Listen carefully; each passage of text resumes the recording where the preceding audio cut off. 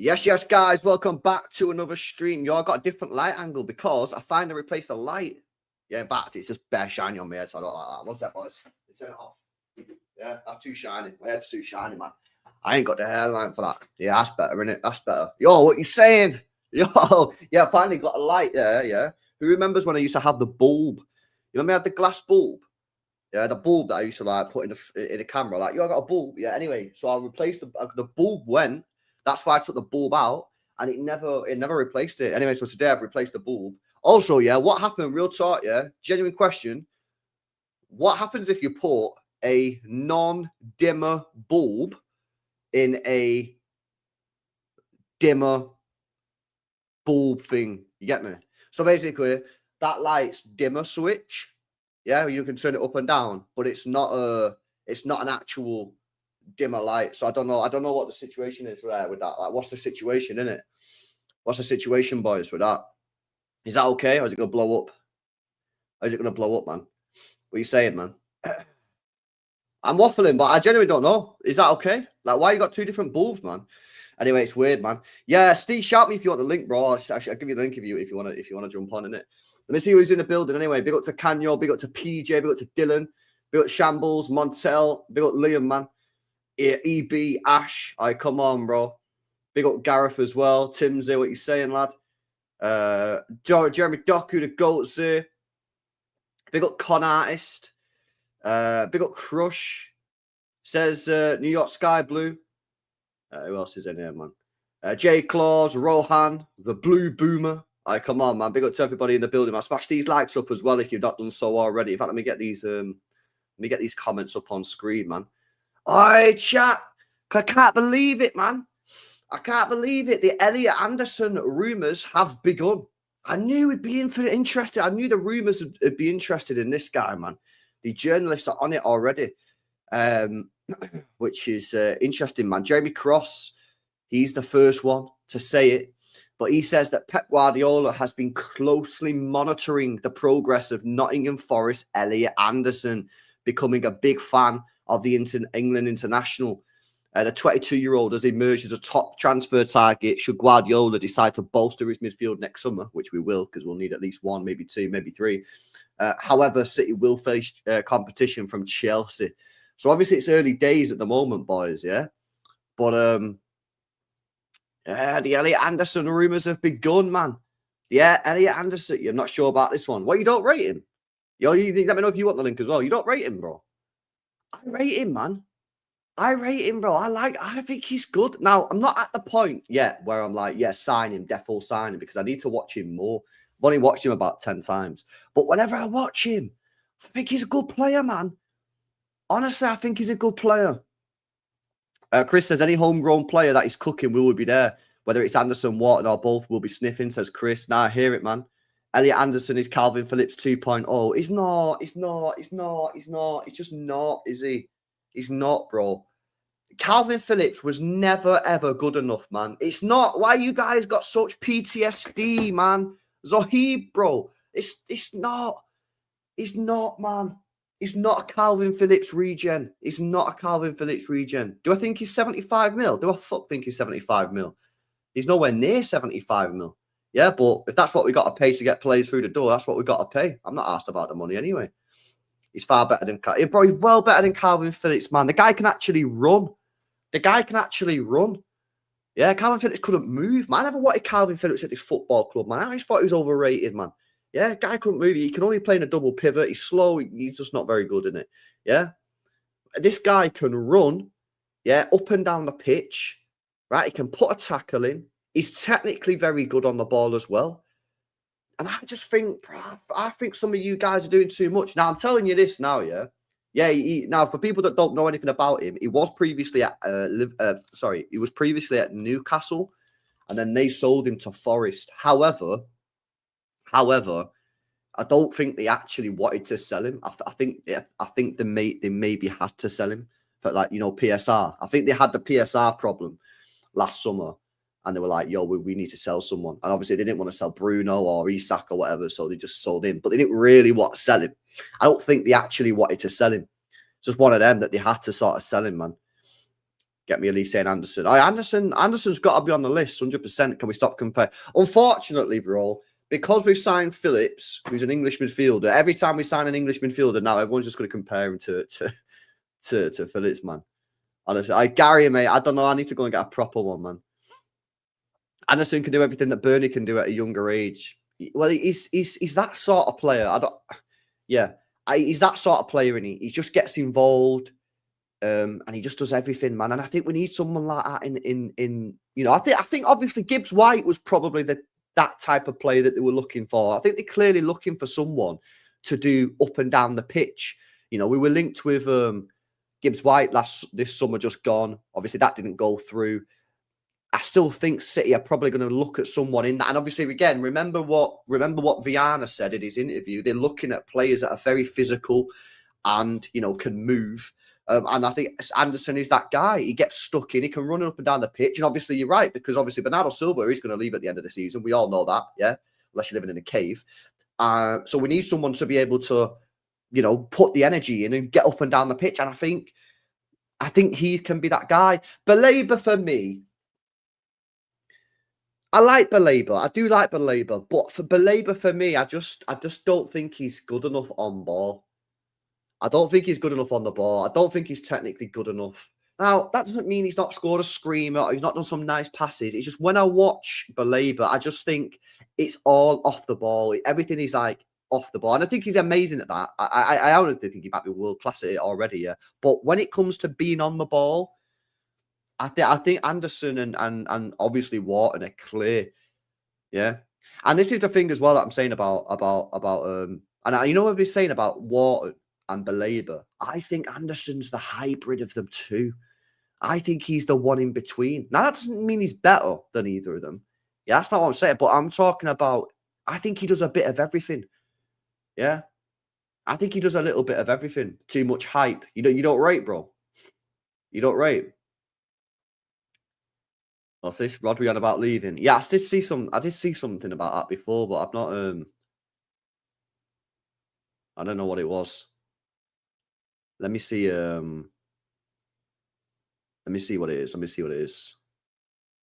Oh yeah, what's this? Dolgador. Doubts still linger about Rodri's long-term future. Yeah, I mean, of course there's doubts. He's still not signed a contract. Again, you know what I mean? Like, until he signs the contracts, there's doubts. I mean, that's literally how it works. Yeah. Like I say, I spoke about it this morning, man, but if he's not signed it by the Christmas, then I get worried. Get Anderson and Wharton, and we're truly covered in all aspects of the midfield. I don't see why we can't do that, Billy. Why can't we go and get them both? Yeah, but Elliot, why can't we go and get them both, bro? Go and get them both, man. You got to understand, mate, yeah, that this summer coming up, Kovacic is probably going to be leaving. Bernardo's going to be leaving. And there is a chance, yeah, that maybe even Rodri might leave. Albeit small chance at the moment, yeah. But he might leave. He's still not signed a contract. So we're going to have to get at least two. He's a Poundland Oliver Skip. Get out of there, man. He plays like Bruno G. What do you think? I do see a little bit of Bruno G in him, bro. I do see a little bit of Bruno G in him in the way that like he gets involved and is aggressive and that. I don't think he could play base of the midfield like Bruno G can play the 6, innit? Yeah. But I like him, man. He wins duels and he's good, strong and good technically. Facts. Could go for him in January rather than wait till after the World Cup, says Pete. Yeah, I mean, you could do. Obviously, it's Marinakis, though, isn't it? So it could be tricky to get him. Just get both. Why isn't this an option? It is an option. It is absolutely an option, bro. 100%. Gareth says, LB, we need to do what Mont says on Never a Foul. Get both of them, Wharton and Anderson. Yeah, I hear it, man. I hear it. 2 midfielders for £150 million, perfect for the bench. Good. Let's have some proper quality on that bench, man. Yeah, like we did on the treble. There were doubts about Haaland, and bam, mega deal. Yeah, exactly, man. We'll see what happens, mate. Like I say, I'm not panicking on this Rodri thing until Christmas, mate. Yeah. As soon as we get to Christmas, if he's not signed it, fares. I think we can start panicking. But no, I'm not panicking yet, mate. I don't have it in me. I can't be asked. LB, how much do you think Elliot Anderson and Adam Wharton will cost for City? I think Wharton about 75, people are saying. Anderson, I don't know, bro. You got to understand, yeah. They spent 35 on him. a year ago. So if City are going to him and be like, yo, we want him, then I think you might be looking at similar money. And what's the contract he on? You'll have 3 years left on his contract. Marinakis, you're probably again looking at 75. I think you're looking at probably 75 each. 75 each, man. I can't lie. LB, that would cost us like 75 minimum on both. Yeah, 100% it would. Who do you currently rate highly, Tonali or Wharton? It depends what I was looking for. If I was looking for someone to sort of like play more at the base of the midfield and more defensive and dictate the play, it would be Wharton. If it was looking for someone to like get stuck in and push up the pitch, press, create, score a few goals and that kind of shit, then Tonali. I like them both. I do like Tonali. I still can't believe that fucking nobody else signed him and Newcastle had a free run at him. Maybe everybody else knew he had gambling issues, but I don't know how everybody else just let Newcastle just walk up to him and pay like 45 mil or whatever they did for him. It's jokes. Yeah, what a player. Don't rate Anderson like that. I'd rather go for Wharton and throw the bag at Tonali. I mean, you could do that. I won't be down on that one. Think they read Anderson replaces Gundogan all over the midfield, work rate popping all over, says Ryan. Yeah, now 100%. I think some of you guys need to watch him a little bit more. I think some of you guys ain't been watching him enough. And you're just seeing a Nottingham Forest player who's having a cut. Watch him. Watch how he gets up and down the pitch. Look at how he gets stuck in. Look at the technical ability. Yeah, he's so technically gifted. It's mad. I seen him. I put the game on, yeah. City were playing. No, they weren't. That's a lie. Or were they? Maybe City were playing. I can't remember now, yeah. But I was doing a watch along. And at half time, Forest were on. So I thought, I'll put the Forest game on whilst it's half time in this City match or whatever I was watching. Within a minute, he gets the ball in the box and dribbles past like 2-3 players and puts a cross in. I'm like, what the fuck? Honestly, man, the guy's very good. The guy's a very good player. But obviously, he's still projecty. He is still that sort of project player a little bit. Yeah, he's played, 5,000 minutes, 5,800 minutes. But he's getting to the point now where it's like, he's coming out of that project into sort of like, he played a few games now. He's played 100 games for Forest and United, Newcastle United combined. He's played 4 games for England already. So he's starting to get a little bit of experience. And of course, as well, European experience. Did he play any Champions League games for Newcastle? Played a couple, 40 minutes, nothing serious, but he did get on the pitch twice. Forest is going to play a lot of football for Forest this year in the Europa League if they do well. He's already played 90 minutes in both games in the Europa League, so he's going to get some European experience there. He's playing for England. I think Tuchel really likes him. I think Tuchel sees him a little bit like Mount. Yeah, not obviously, maybe stylistically, they're not exactly the same. But obviously, we all know that Tuchel really liked Mason Mount when he was at Chelsea. Mason Mount was one of the first names on the team sheet for Chelsea. And I think he sees Elliot Anderson as like the new Mount. But obviously, not exactly the same. He's not the same as Mount. Dealing with Marinakis. Yeah, it's going to be tough. It's definitely going to be tough, 100%. Get rid of Nico G, Nunez, Kovacic, Bernardo, bring in Wharton and Anderson. I wouldn't be rushing to get rid of Nico G. If you're getting rid of Bernardo Silva and Kovacic, I think keep Nico G. I wouldn't be rushing to get rid of Nico G. Adam Wharton, Elliot Anderson, Tino Livramento is possible. Yeah, I mean that would be pretty mad. Big up Dom says Wharton is clear, bro. Pep would turn him into a monster, proving in big games. Wharton. So yeah, but I'd get both of them. This is what I'm saying. I'd be open to getting both of them. Yeah, I would. Listen, I'll tell you this, yeah, 100%. If I'm getting any inclination that Rodri's not signing the contract, yeah, or he wants to leave, I'm signing Wharton, 100%. I think you need to get Wharton. Seriously.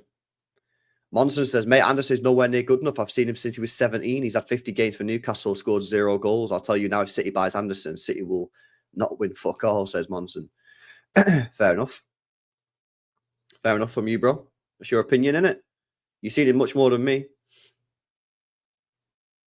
Now, I watched him, but not fully impressed or wowed by him. Wharton has wowed me so many times. Not much impressed even after watching him. Interesting, man. Big up Earl says, we always used to have the best midfielders. Now we're looking at runners. LB, you reckon? Well, this is why they should have signed Bruno G 3 years ago. Yeah. but we can't speak about Bruno G. Yeah, but that's what they should have done 3 years ago. LB, you reckon City will sign a new winger in the summer? I think we need to. Yeah, unless somehow Savio, yeah, just turns into the next Maris, yeah, or something like that. I think we need to. I think we need to. Like, it's pretty mad, yeah, but we don't have one world-class player at this on the wings. That's pretty wild. That winger, proper winger. We don't have a world-class winger, which is wild, man, when we have Mahrez, Sterling, Sane, Grealish. I'll throw him out there, mate. He won the treble. He won the fucking treble, mate. Have some respect, will you? Also, yeah, he can't play this weekend. He's not allowed to play.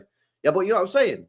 We've not got a world-class winger, man. So, yeah, now obviously Doku, if he continues the way he's going, then yeah, we'll talk about that. But you can't be throwing him in the world-class debates after 4 games. Doku will be world class at the end of the season, says nice guy. Well, if he carries on the way he's doing, then we can have the conversation, but we can't do it right now. LB, we definitely need someone like Semenyo. We need someone proven either in a major league / plus Champions League or in the Premier League. We got to get a proven player, man. Yeah. You got to get a proven player. I need consistency, boys. Haaland needs consistency. Yeah, we need, and by the way, Rodri wants proper players. He said basically that in his in one of the interviews recently. So it's not just me who wants proper players. This is why it pisses me off when people go, "Oh, all you want is the best players." It's like, wait a second. First of all, what's wrong with me wanting good players at the football club? Am I meant to actively want shit players? Second of all, you can say that and you can pretend like you're somehow better than everybody else. But then when Rodri comes out and says, yeah, when you decode what he said, yeah, that basically we've signed not good enough players in the last couple of years, then what? You're going to have a go at him? No, you're not, are you? So cut the crap, yeah? We're not asking for fucking Mbappe. Yeah, I'm not asking for Mbappe. And to be honest, I don't even want Mbappe. Yeah, I'm asking for Elise. I'm asking for Elise 140 million. Yeah, fuck you. I will demand the best. I just want a player that can score more than a goal in the Premier League in a season. I'm sorry if that's too much to ask. Apparently, it is now with some people. Oh, LB, you just want the best players. It's not FIFA, bro. No, I just want a player that scores more than 1 Premier League goal in a season. I'm sorry. I'm sorry if that makes me entitled. Then so be it, man. So be it. Honestly, man. LB secretly rates Empanelте. Nah, of course I like Empanelte, man. Empanelte is a good player, yeah, but at the same time, I wouldn't take him over Haaland. I'm telling you that now. I won't take him over Haaland. No way. Do you know what I mean? Yo, big up Ryan as well for the donation, man. I appreciate it, bro. Big up to you with your gun, innit? I'll take you, Yildiz. Yildiz is a baller, man. Like, I've seen him a couple of times. Do like the look of him. He's obviously very young, but so he does fall into a bit of a projecty style player. But you know, we can't make the. There's my watch. I'll be looking for that. We can't make the mistake of just saying that every young player is a project player. Young players come with risks. They come usually with inconsistencies. That's what you get a lot of the time with young players, inconsistent performances, right? As you've seen with Doku, as you've seen with Savio, yeah, as you've seen with all young players, right? But just because you are young doesn't mean we shouldn't be signing them. Look at Lamine Yamal, yeah. I don't know, he's the best player in the world or whatever, but I just want a player that's played a lot of games. Yeah, I don't want a player that's like, when we signed Doku, for example, yeah, we signed him and he played like 2,000 minutes for Stade Rennes. How many games he played for Stade Rennes? Nah, it's BS actually. He played 5,000 minutes for Stade Rennes. I swear it was lower than that. But it's still not a lot, really, is it?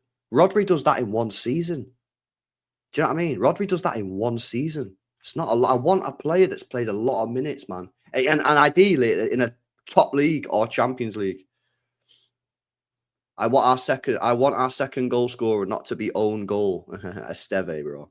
LB, we won the treble. We're on happy clapper settings now. We are, bro. We're on the chilling. LB's on the Anderson glaze. I'm not even saying get him. I'm not saying City need to sign Anderson. Yeah, because it's in October.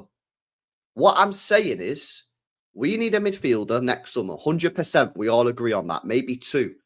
And I'm just alerting myself and you guys to the fact that I have witnessed Anderson this season already 5, 6, 7, 8, 9 times, whatever it is, ball out. And I'm saying to you guys, he's something that I think we're looking for.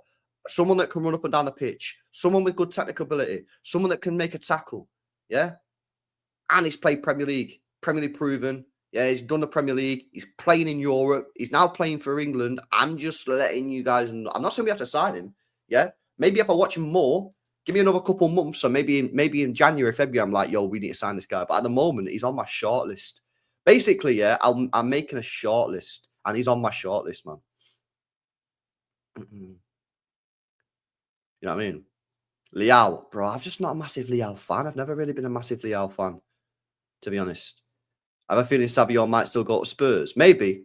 If we're going to sign a winger, we're probably going to have to spoke about it this morning, but you're probably going to have to sell Savio or Bob if you're going to get a winger. Because you've got Cherki, Mamouche, Doku, and then one of the other ones. So you're probably going to have to, you are probably going to have to sell one of them, bro, to be honest. Nusa Baller. Conte Sal, he's a very techie baller, man. But I've not seen enough of him to say like what level he's at. But what game did I watch him? And he was class. I seen that goal, that worldy goal he scored last year. But I watched Juve a couple of times last year. I think it was at Juve. Techie baller. Malik Fofana. You know what's funny, bro? I never watched this guy once, and then I did a watch along recently. Oh, it's Belgium. Is this the Belgium geezer? Zohib. Is that the Belgium guy? It is, isn't it? He's the Belgium guy, right? Was he the Belgium guy? He is. Oh, yeah, right. So I'd never seen this guy in my life. And I remember that week or the week before, a lot of people in the chat, might have been you, he was going, oh, LB, you should look at this Malik Fofana guy. And I was like, bro, I've never seen this guy play football before. You know, I'm like, I don't lie, innit? I'll tell you if I've never seen him play. I'm not one of those people who get caught out online. I've not seen this guy play. Anyway, we did a Kevin De Bruyne, Jeremy Doku, Belgium watch along. And I didn't look at the starting 11 or whatever. And I was just watching a game with you guys on the second channel. And I was like, yo, who's this guy on the left-hand side cooking on gas? And it was Malik Fofana. And he was very good. Very, very good. Yeah. Like I said, I've only watched him once in that Belgium game, but he was very impressive, man. I can see why you guys hype him up, man. Where is he at? Is he at is he at Lyon or something? Or Monaco? Where is he, chat?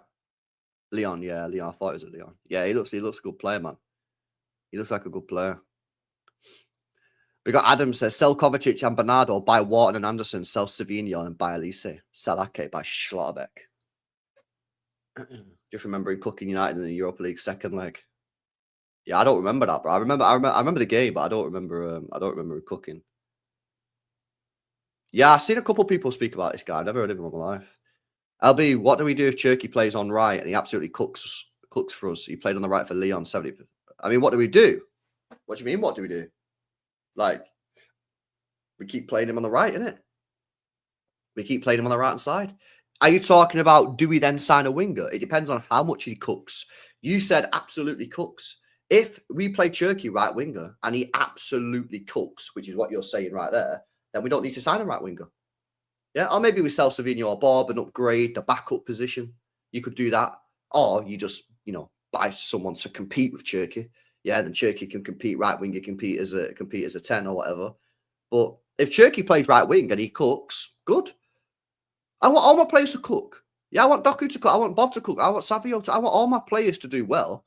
Yeah, because if you're buying players, it's either because players are not good enough or players are retiring. So I don't want my players not to do well. I want my players to succeed. Yeah, but obviously it's unlikely that everyone is going to succeed, man.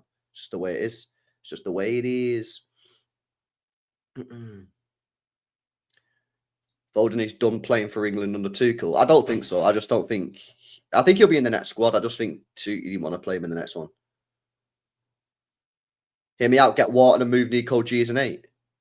Well, if you did buy Wharton, I think Wharton would probably be better suited to the 6, which means Nico G could play in his natural position, which is the 8 position. As he said in his interview, he's not a 6. Yeah, he's an 8. But at the same time, if Nico G keeps on proving, which he has been doing, do you need Wharton? I don't know. Like, obviously, at the moment, it's early days, man. And I know some people don't like to talk about like transfers and that when we're in October. Cool. I do. I like to talk about transfers, yeah. But as we go through the season, our requirements will probably change. I mean, we're talking about like we need this, we need that, we need this, we need that. But that's what we think we need right now.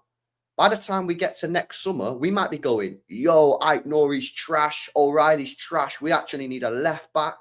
Yeah, Diaz is washed, Huzanov overhyped. We need this guy. You know, we could be changing it up a little bit.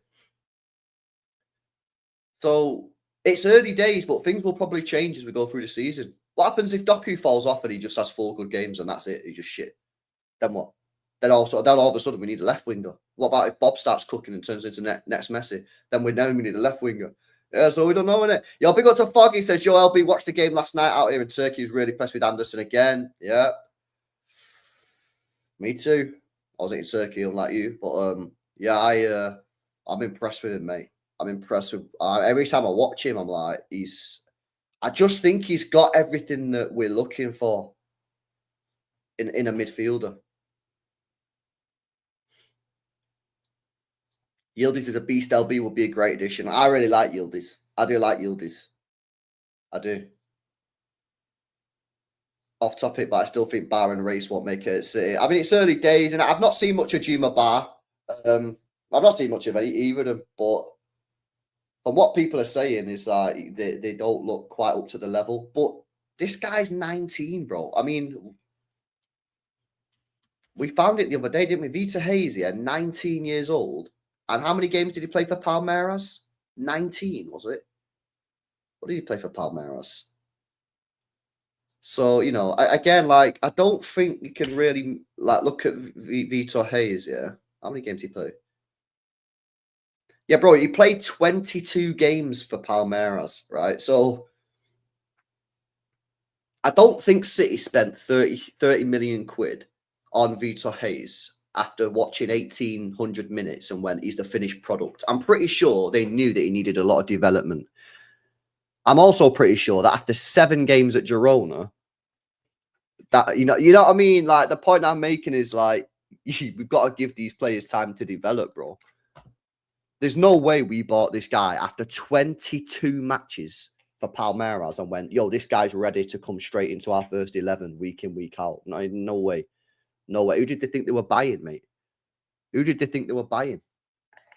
Yeah, Sergio Ramos regen. Like, what they do? No, you're buying a player that needs a bit of development, needs work, needs to improve on lots of things. Yeah, but someone that clearly they feel has a really good potential future at the club. Yeah, and I got to say, man, from the little I did see of him last year, and obviously it was a little. How many games did he play for us? 4. I thought he did all right, if I'm being honest with you. Yeah. We've seen him twice in the FA Cup against Leyton Orient in the first half, Plymouth in for the full game, actually. And obviously, Leyton Orient, I can only judge him off who he played, lads. He didn't play against Real Madrid, so I can't judge him against Real Madrid. He played against Leyton Orient, and he played against Plymouth, and he played well in both games. And then he also played against Wydad in a 2-0 win in the Club World Cup first game. I don't remember the game. I don't remember how he played in that game. So, you know, it's just chill, innit? Chill. Chill. Let's see what else you guys are saying, man.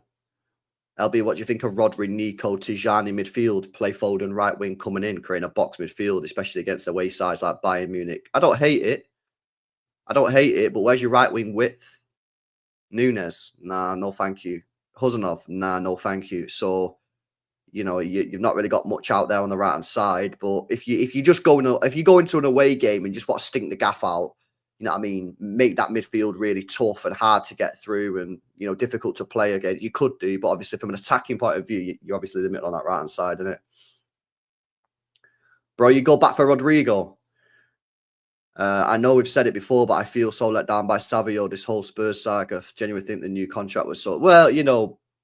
Big up Ben, man. A lot of people feel the Savio thing's weird, man, because a lot of different people feel a lot of different ways. Like, some people don't even think that he wanted to go to Spurs.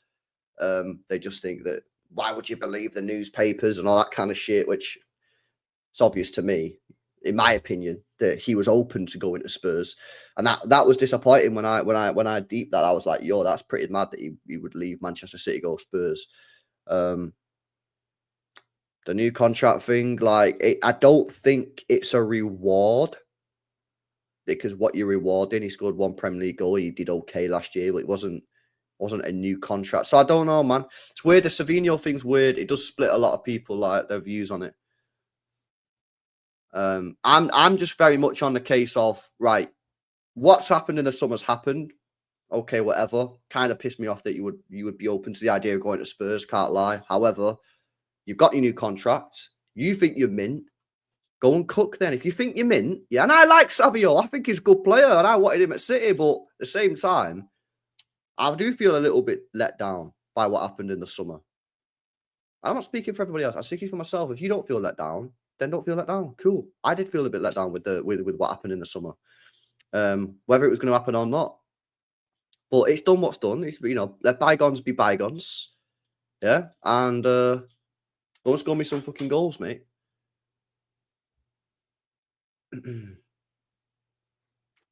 hopeful that Nico G's tendency to rush in and end up making mistakes is just down to nerves and over-eagerness. With time and experience, guys, his game will mature. But I ask you a simple question, Middleton. Do you or do you not think in the last 2 games that he played for us, that was his 2 best games for Manchester City? Because I think so. We got Abdallah says, the problem is all our wingers are top talent, but none of them are world-class right now. Should have bought one more. Yeah, exactly. And we spoke about this loads, bro. That's the facts, man. That's the facts. Yeah, Bill Luke as well says, feel like Anderson news his flavour of the month rumour. Like him, but feel he needs to play more top-level football. Well, he's already played 100 games for Newcastle and Forest. He's got a full season ahead of him where he's going to be played every single game for Forest. He's going to have a full season in Europa League. He's going to play another 2 games for England in November. He's going to play another 2 games for England in March. And then he's going to play, he might start him, bro. He might start him at the World Cup next year. I think he really likes him, Tuchel. So you're saying that now, but we're not signing him now. Think about it in 6-7 months' time when he's got another 40 games under his belt for Forest, another 10 games in Europa League, and another 5-6 games for England, maybe 10 if he goes to the Euros and plays. You know what I mean? See what else you guys are saying, Brev. Come on, man.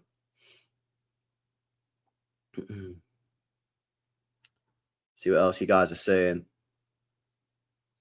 If Tuchel brings Henderson to the World Cup squad over Water, he deserves to be fired. I like Tuchel. I like him. I think he's a good manager. Really good manager. Yeah.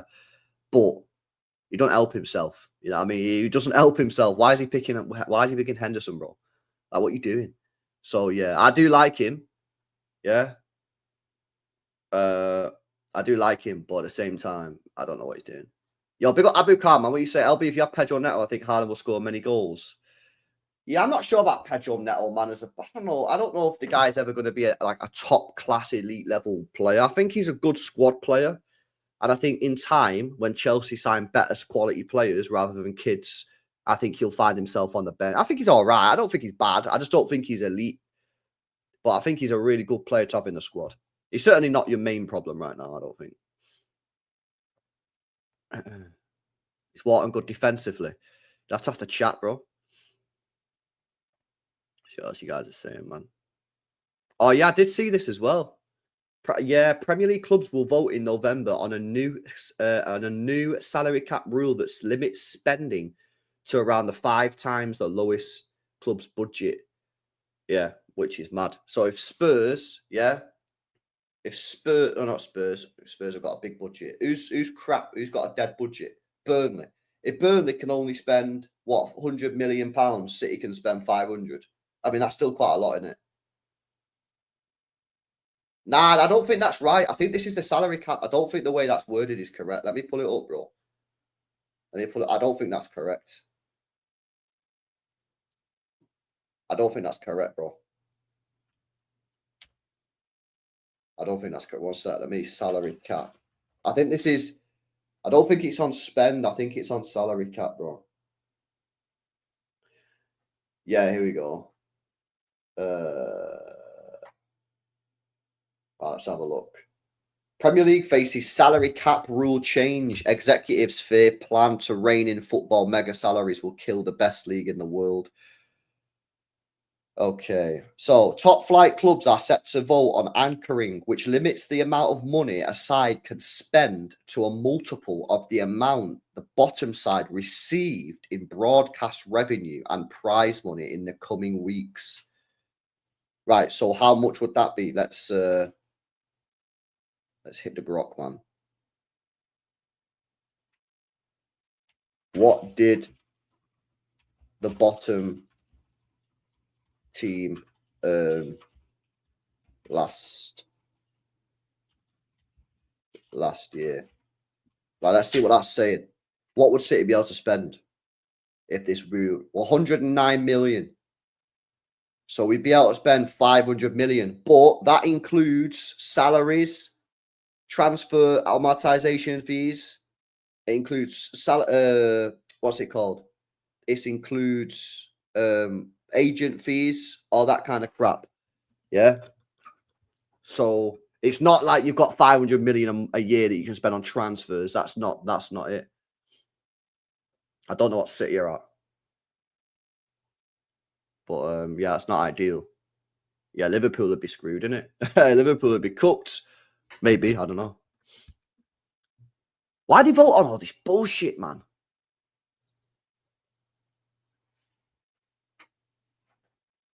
Why do you vote on all this bullshit? Why? So why? For what reason? For what reason are they voting on this? For why? Why is the reason? Does he say why they're doing it? Base don't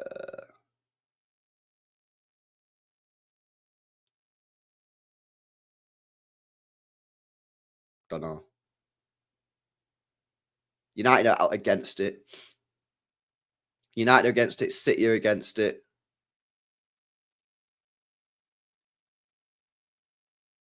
Yeah, I don't know, man. I don't know. I just don't know why they just give up, bro. Why do you keep trying to change the rules? Why you need to, they need 2/3 of clubs to vote in favour. If they did, it'd come into system from next year. They're so obsessed with changing the rules, isn't it? It's a madness. It's a madness, man. It's pure crazy.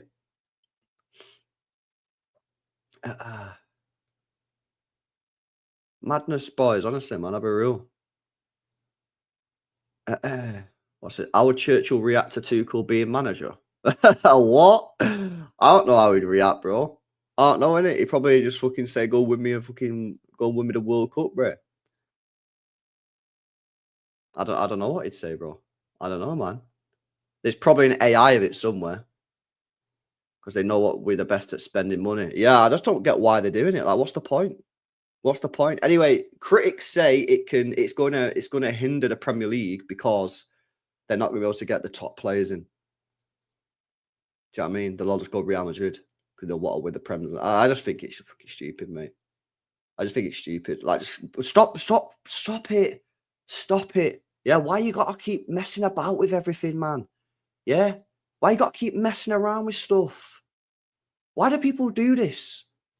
You got a nice product. Why you got to keep changing it? Exactly, they try to kill the golden goose, man.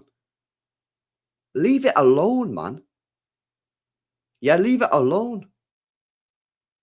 Honestly, it's a madness. Yo, big up Emmanuel as well. Says LB, let's be having a discussion on a scenario where Tuchel doesn't call up Foden, Bellingham, and Palmer and favours his current team that's delivering. Fairs, if he didn't win the tournament, he'd be get absolutely cooked. If he doesn't pick Foden, Bellingham, and Palmer, and he doesn't win the World Cup, he'd get rinsed, mate. He'd get absolutely rinsed. If he did win it, fairs. That would be pretty mad. Yeah, that would be pretty mad. Oh, Wolfie, man. I'm telling you, I think City are interested in this guy, mate. And City have been linked with him tonight. Pep Guardiola apparently really likes him. Because we need a midfielder. Yeah, you can keep Gibbs White. Yeah, Morgan Gibbs shite in it. You can keep him. Yeah, the marathon runner. Yeah, but we want techie baller. We want techie baller, mate. And he's techie baller.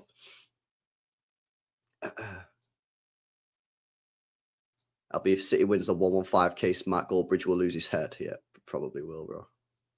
Nah, look at this guy, chat. Look how shameless he's being, man. Gibbs White is better. You should get him. Nah, don't want this dead baller, man. Give me tech. I want technical ability, mate. Yeah, Elliot Anderson's like, he's a good player, man. Some of the chat don't rate him, but I'm telling them, man, they don't know ball. They'll know ball soon. Real soon. Real soon.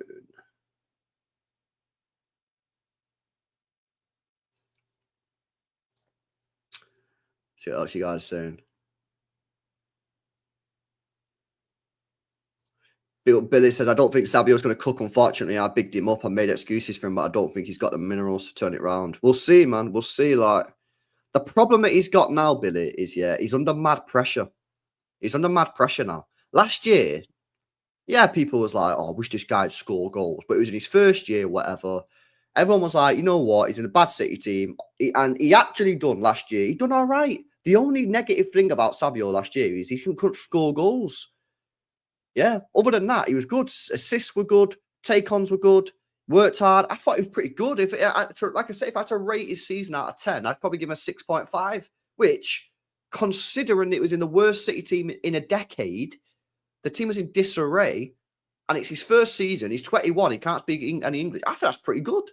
Yeah. The problem that he's done, which is self-inflicted, the pressure was always going to ramp up this season anyway.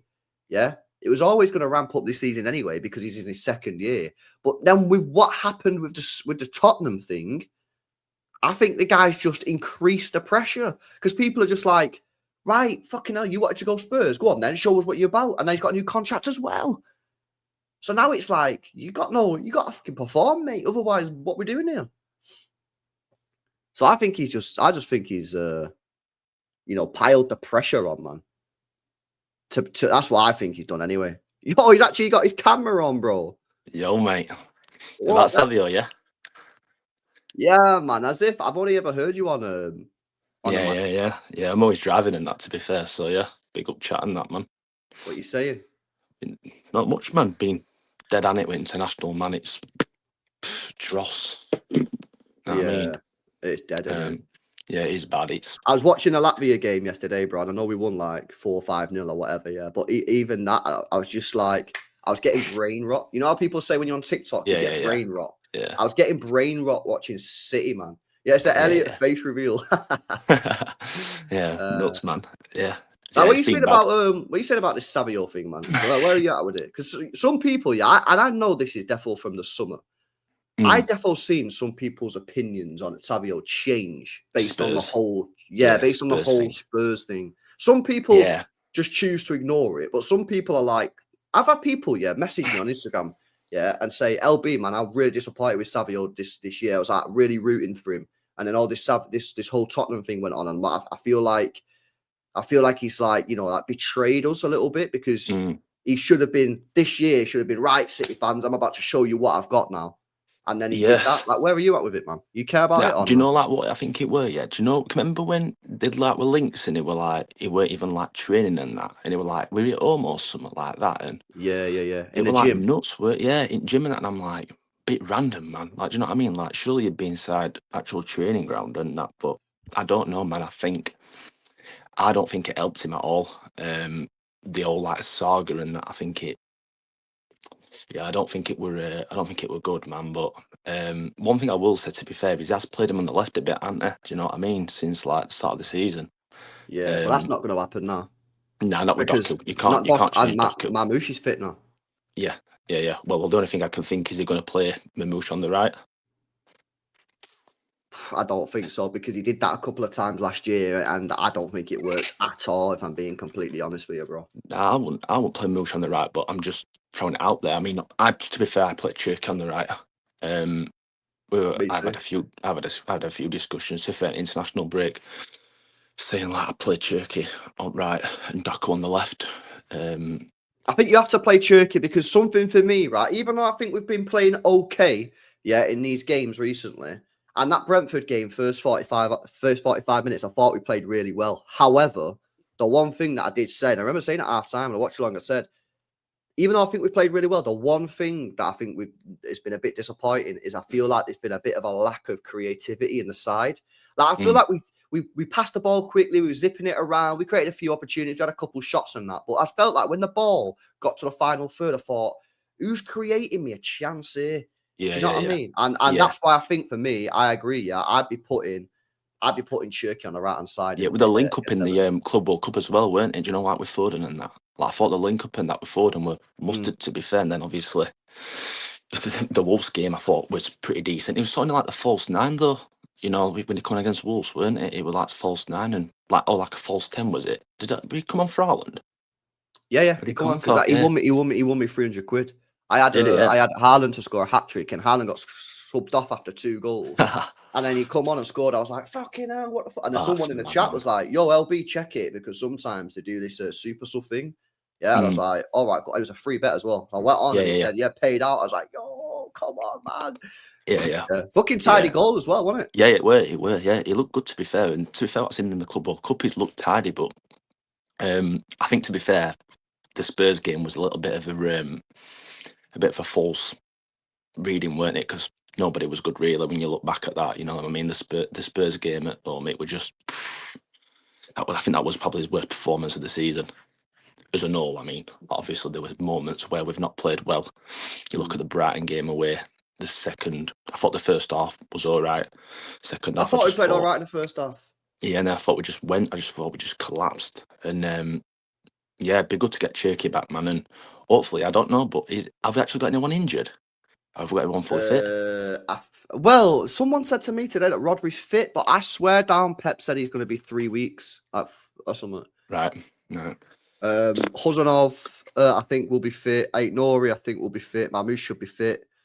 So I think we're just waiting on Rodri. But I thought Pep said, before the break started, that it's going to be 3 weeks. Right? He said it's not that bad. It's going to be 3 weeks. But then people in the chat today was telling me that now he's back already. So really, that'll be good. But it was a hamstring injury, wasn't it? Oh no, he said it's not actually an injury. He said it was a strain. There's that video, isn't there, of him running? Have you seen it when he's on like the bench and he's like running down? Was it like something like with a throw-in or something? It's like, you're nuts, man. Just like chill out. But do you not remember when Walker did that a couple of years ago? Yeah, he did. Yeah. We was playing Real Madrid, and then Real Madrid, Walker wasn't fit. He had some sort of injury, and everyone was like wounded because this was at the point where it was like, if Walker played, he'd be pocketing Vinny Jr. It was cool, and he didn't play. And then I think we scored a summit, and he starts sprinting down the side of the pitch, and everyone's like, "Yo, what the fuck are you doing, mate?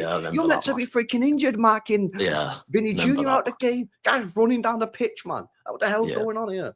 No, be good, man. Like I said, to be fair, fully fit squad, I think we can build there, man, and pushing for other trophies as well. I think the squad's good enough. Like you got Kovacic coming back, he's not my Kovacic for me, my biggest.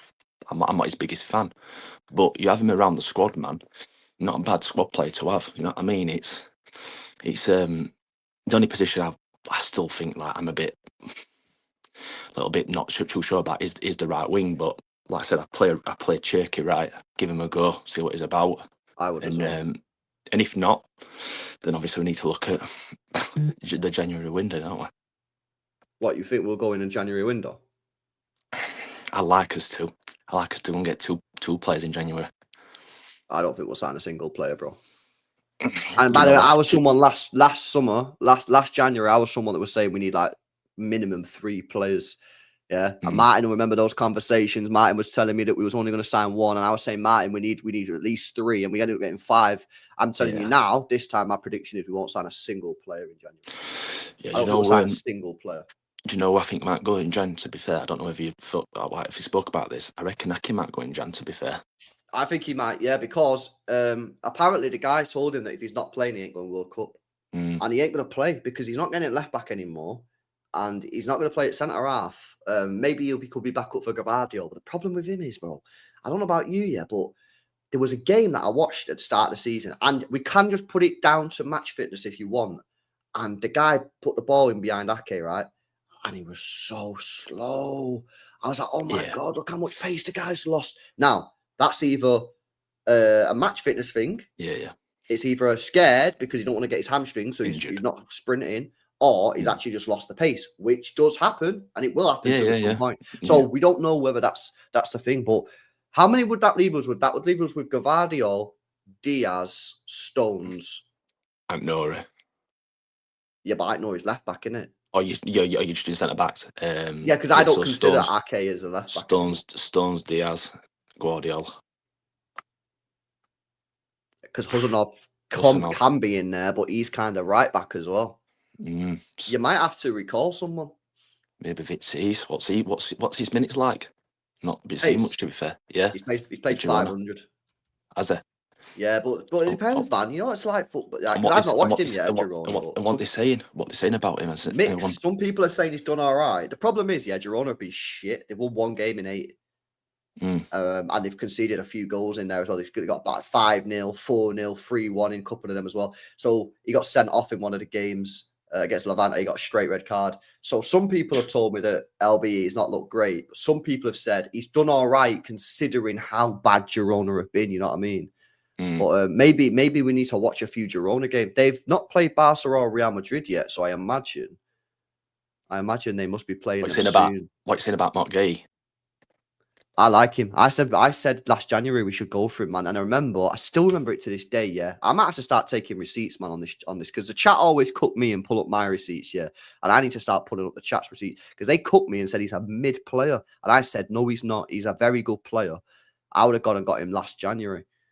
Right, bro. Girona play Barca this weekend.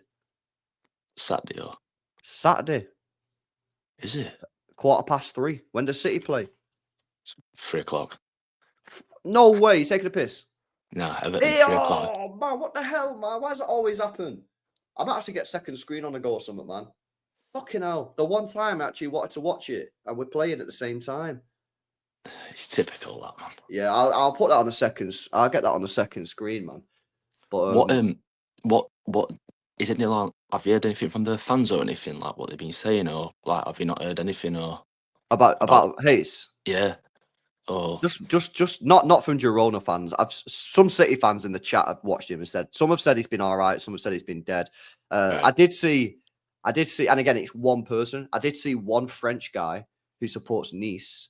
And I seen his tweet and it said Juma Bar in it. So I clicked translate on Twitter and he said, never seen such a bad defender at my football club in all my life. I was like, what? Oh, really? It's one guy. They might just be raging. He might have been having a bad day. Yeah. But that's the one. That's the one. Not good. I was like, right, what? But again, you don't know where he could have just been having a bad time. He could have just been having a bad time. Look who else we got on the stream. We got Crasher. No ranting, man. No ranting. Well, I had to. So I always knew he had a face for radio. I've heard you've been ranting, is what I've heard. Have you been ranting? What have you been ranting about? Are you ranting? No. What have you been raging about? We're on a 7-match unbeaten streak. What you ranting about? I'm not raging. Don't lie. City in crisis. Emergency meeting. What are you raging about, mate? I wasn't raging. You liar. Oh, you believe in what he says. Don't believe what he says. You know he waffles. I don't know. I'm just asking the question, man. Just asking the question, bro. Oh dear. I say Martin. Yeah, that's a bit of Elliot Anderson. Does that mean Rodri's off?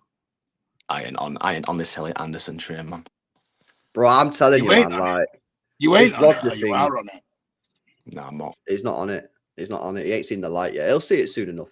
Nah, but this Rodri thing, man. PTSD in it from Calvin. Yeah, he's nothing like Calvin. I never wanted Calvin. I always said this, but like, what I think Anderson is a decent player. But it's early days. We'll see, man. But yeah, the Rodri thing. The question that I ask Martin is: given City have offered him 400 grand a week, what is the logical reason that this hasn't been signed?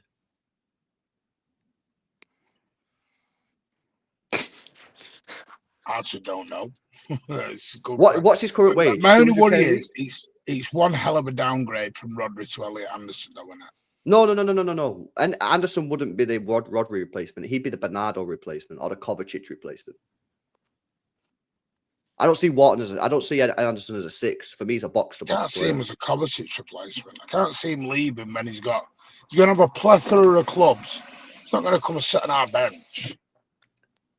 That's what Kovacic is. Kovacic is a squad rotational player. I don't want to spend 80 M's on a squad rotational player. Man.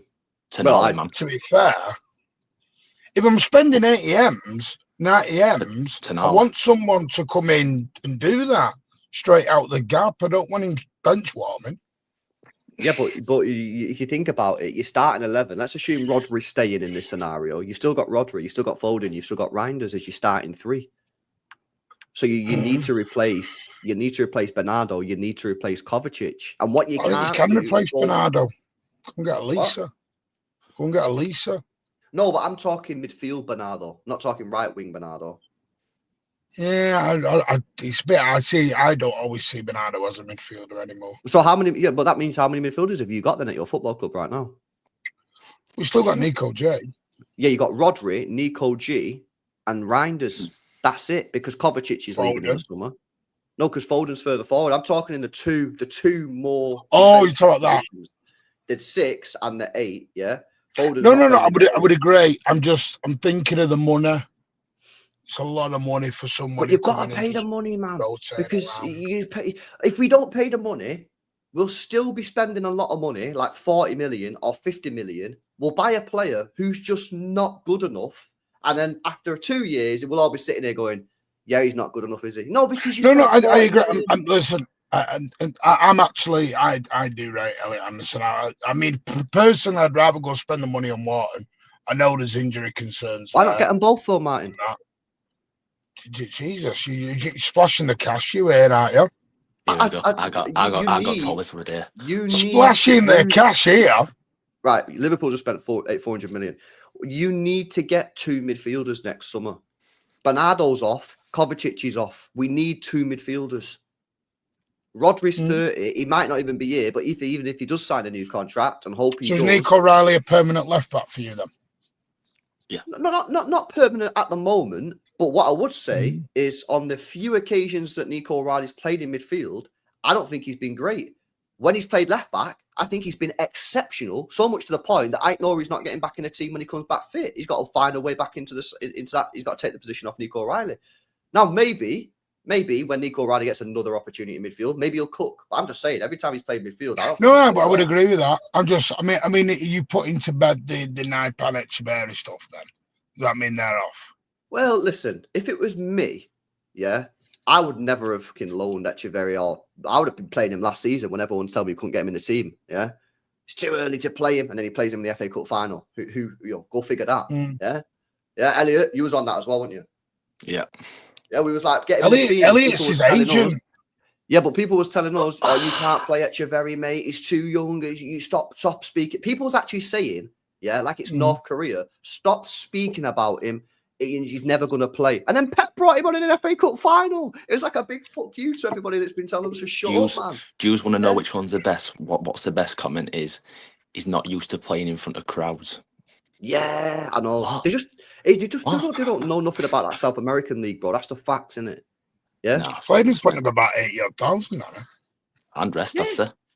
Yeah, he did. So, I mean, to get about 100k over in South America. The thing is, this Naipan guy, I don't know nothing about him, right? Well, I know a little bit about him, but I've not seen him properly yet. But I get the feeling that this is not your normal CFG type signing. We're going to sign you. We're going to loan you out. We're going to sell you. I don't know. There's something about it that feels different. There's something about it that feels like the middle. No, I get that. Do you know with the obviously because they've loaned him to Middlesbrough, which I believe then puts him on the path to becoming homegrown. Yeah, that's what I was thinking. If this was just 2-3 years, exactly. So if this was just a quick, Martin, we're going to sign this guy, we're going to buy him for 10 million, we're going to loan him out, and then we're going to flip him for 20 and make £10 million profit. Why would they be asked about loaning him to Middlesbrough? Yeah, if you'd have sent him to Lyon or Hamburg or something like that, then I'm with you. But they go loan him to La Liga or Serie A. Yeah, it was a weird one. It was a weird one for Middlesbrough. So I think that's just about. I'm with you. I think he's on the homegrown road. Yeah, so then you've got to ask yourself, why? Now they might do it. Why? Because it puts him at it makes it more expensive if you want to sell him to an English club, because then obviously you can sell him as a homegrown player. Or is it because they actually genuinely believe that he's got? But by the way, I'm up for both. If you want to do Wharton and Anderson, fine, do What's it. His best position? What's his best position there, Tom? These guys are saying basically he's like a Pedri style player, so like an 8. I'm going to be honest. I've not watched a lot of him. Has anyone watched Middlesbrough? A lot. I've not watched a lot. I had a game on a second screen, but I wasn't properly paying attention. He looked decent, man. I know that he started on the bench the last game, and I did. I check more when he starts and doesn't start. The Middlesbrough fans were glazing him heavy. They were glazing him on the first match he played. They were like, "Yo, this guy's fucking mint." And then he's been called up to the Norway first team. Some guy got injured, so they called him up. So he's in the Norway. Well, he was in the Norway first team squad, man. But yeah, the Rodri one is intriguing, though. The Rodri one, because Rodri does sign an extension. That's what, 4 years. Two left. Say he had 2. Yeah, so say he signs 4-year deal. 34. I think you're going to struggle to buy a replacement because they're still going to, you know, for 4 years. It's not like, you remember Fernandinho? He came in for his year and Rodri did that sort of. Yeah, so the question would be, so you're right then. So my question would be then, and again, my problem with Wharton is that every game I watched him last year, bar the FA Cup final, he wasn't good. That's just my experience, right? He even got hooked off in one of the games at half time. He was that shit, right? So my question, and this may be to you two in the chat, because I don't know, is if Rodri signs a new contract, Wharton looks to me like a player that could take over Rodri in that position. But in the 4 years period, can he play next to Rodri, or is he more of a deep lying playmaker, or could he do the Gundogan role basically, like the Reinders role, or could he not do that? I don't know. I think he can. I think he's too technical to not be able not to do it. What I've seen of him, to be honest, and I did watch a little bit of Blackburn, funny enough. Obviously, you can't really judge, I guess, too much on Blackburn, but when I've seen him at Palace, man, I think he's. Do you know what I think he is as well? I think he's one of them where he can carry the ball out like tight areas, and I feel like, Reinders, I think he's been a good addition. Obviously, he's been a bit hit and miss, but I think he will become good. But I think what it gives us is that little bit of, you know what, like you just said, LB, you said about the Rodri thing. Can you replace Rodri? Well, for you to say that, you must have some sort of thing in your head what says, is he going to be the one who replaces him? Because I look at Nico G and I don't think that. I think more the number 8 position for Nico G. I think if Wharton come in, Wharton would be the one sitting. I do as well. Yeah, that's what I think. Yeah. I'd be happy with.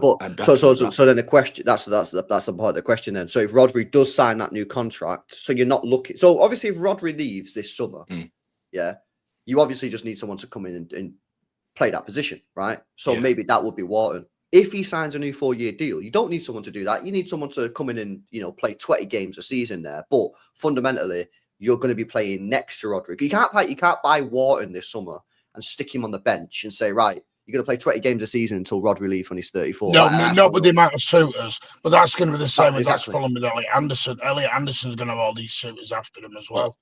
But LB, the thing is, though, with that, though, is that not the same anyway? Because if Rodri signs a new contract, where his Reinder's not going to play as an 8.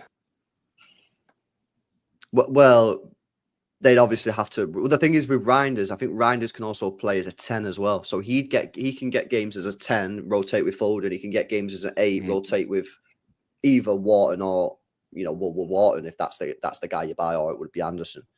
Yeah, that's sort of I mean, the one thing you have to admit, Elliot, is some of the young lads we bought will have to go by the wayside, or they will end up out on loan, or they'll be sold for profit. Yeah, if you're going to go and spend mega money on players, you will lose. There'll be casualties along the way. Yeah, but that was always going to happen anyway. Yeah, that's football. When you sign young players, and this is why I don't like the strategy of like what Chelsea have done, and that's why I've been so critical of what Chelsea have done. Because when you just go and buy young players, they're not all going to work. They will. It's just a fact. They might work in 2 or 3 years, but the trouble is, Pep Guardiola wants to win now. Pep Guardiola's not building a team, but he's not building a team for the next manager. Pep's building a team for him to win now, and that's not for the next manager. That's why I get pissed off, Martin, sometimes, because I'm like, yo, you've got Pep Guardiola for 2 more seasons, right? Yeah, take advantage of it. Don't be fucking about buying 19-year-olds and 18-year-olds and players that have hardly fucking kicked ball, so Pep can develop them next year and this year to win nothing. And then, obviously, it'd be nice if Company comes in or Luis Enrique comes in. Then yeah, that's good. Fucking hell, I want to give him the best manager that I've ever had at this club and will ever have at this football club. I want this guy to end, on some good trophies, mate. Yeah, I don't want him ending like not winning anything. Like for me, if you can get Kunde, go and get Kunde. If you go and get Elisa, go and get Elisa. Do it now while you've got Pep. Well, take advantage of it. This is why I think the club have changed, and I said this in the summer. Yeah, obviously I've been a bit critical about the transfer windows and not necessarily the windows, the strategy of the last couple of transfer windows of not going out buying proven players instead of fucking about saving money, going getting these not good enough players, which is only going to cost you in the long term because you have to flog them for half the price you bought them for. However, this summer, I think they've gone back to doing what they do best, buying players that are either proven or very close to being proven and elite quality and genuine world-class potential. Next summer, and obviously then the link come out the other day, Deco, Barcelona, said that Manchester City contacted Barcelona in the summer and inquired about Kunde, which again tells you that we're not trying to do this sort of youth project thing anymore. No, and we went after Kunde. Wasn't Kunde before Diaz? Kunde was before Diaz when he was at Seville. And it's like, it's for me, listen, weren't it? It's like Elisa. Elisa's proved me wrong. And I'm over the moon. If you go and get, he's proved me wrong, great. Now go and get him. He's turned out to be a baller. He's proved it at that top level. So just going back to the Reinders thing then, but you said about him playing 10. Yeah. Do you not see Mamouche as a 10 behind the striker? My thing is, Elliot, the what you're saying here now, when I hear this, it's almost as if like we're not allowed to have a squad. No. I meant with Foden. So like Foden, Mamouche, Cherki. Says Foden gets injured, who are you putting in there at the minute? Right now. Like, would you push Reinders forward or? I mean, it's difficult to say because we've still not seen like Cherki in the middle. We've not seen Reinders there. We've not seen Mamouche there. If it was, does anyone know Cherki's best position? Yeah, apparently the Leon fan said right. The Leon fan messaged me and said, "LB, I'm telling you now, it's right wing." But that might just be at Leon. He might be better off in the middle for us. Like, we don't know that for sure. Yeah. But what we need to get back to having a squad, of top talent. We need to have a bench with top talent on it. And if players get to the end of the season and say, "Oh, you know what? I didn't play enough. I'm leaving." Let them leave, sell them, and then replace them. That's how we won the treble. Again, look at. I agree. No, I agree. I think you can go to for me. I think one of Liverpool's main issues is, I think they've gone too far in the striking department. They went and got Ekitaka. And then the thing is, what they've done is what I joked about. It's like having Haaland as your number one and we'll have Isak as the backup.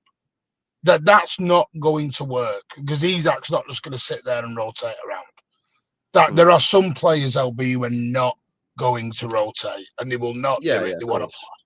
Of course, yeah. And I think you can go too far with that.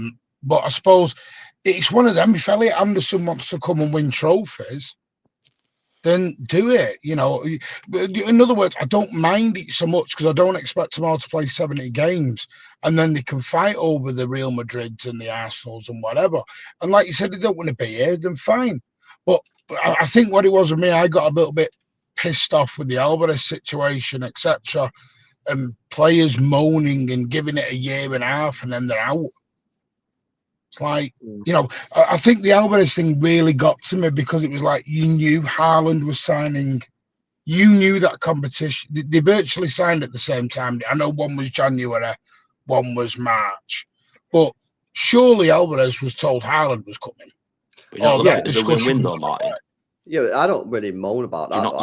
Do you not look at it as a win-win? I am gutted we lost Alvarez, pardon? Do you not look at it as a win-win? Like won the treble? Must have won 4 in a row. Yeah, They made big profit. No, of course we did. I'm not going to put my nose up to 90 million, whatever it was. I mean, when you put an outlayer 14 out, but I think it's harder in this day and age to make a top squad. Morris killed me more than Alvarez situation, but that's I don't know whether the trouble is everyone goes about all this. Well, it's bench and it's rotate. The problem is, it is. But I always remember Mahrez. Remember the semi-final at Wembley when he scored the hat trick? Yeah, Shiffing. Mahrez knew I'm scoring an hat trick, and I'm still not in that squad on the weekend. Yeah, Mahrez was slightly different as well, but that must kill you as a player. No, absolutely right. But at the same time, yeah, Mahrez. First of all, the treble year, like Bernardo was just a freak, so fair dues, right? But for example, if you look, but Mahrez and Alvarez are not the same because Mahrez was coming to the end of his career anyway, and he had this big money Saudi move on the table. I'm looking at the final 4 games of the Champions League, right? Of the season we won it, yeah. Inter Milan final, Real Madrid second leg, Real Madrid first leg, Bayern Munich second leg. How many minutes did Alvarez play? Chat, play the game. No cheating. How many minutes did Alvarez play in those 4 games? 40. I'm gonna guess. Can't remember off the top of my head. I know we played 2 minutes at West Ham on the last game. Yes, last 4 Champions League games of the treble year. I'm going to say 40 minutes. 40 for Martin. Elliot? I'm over 45.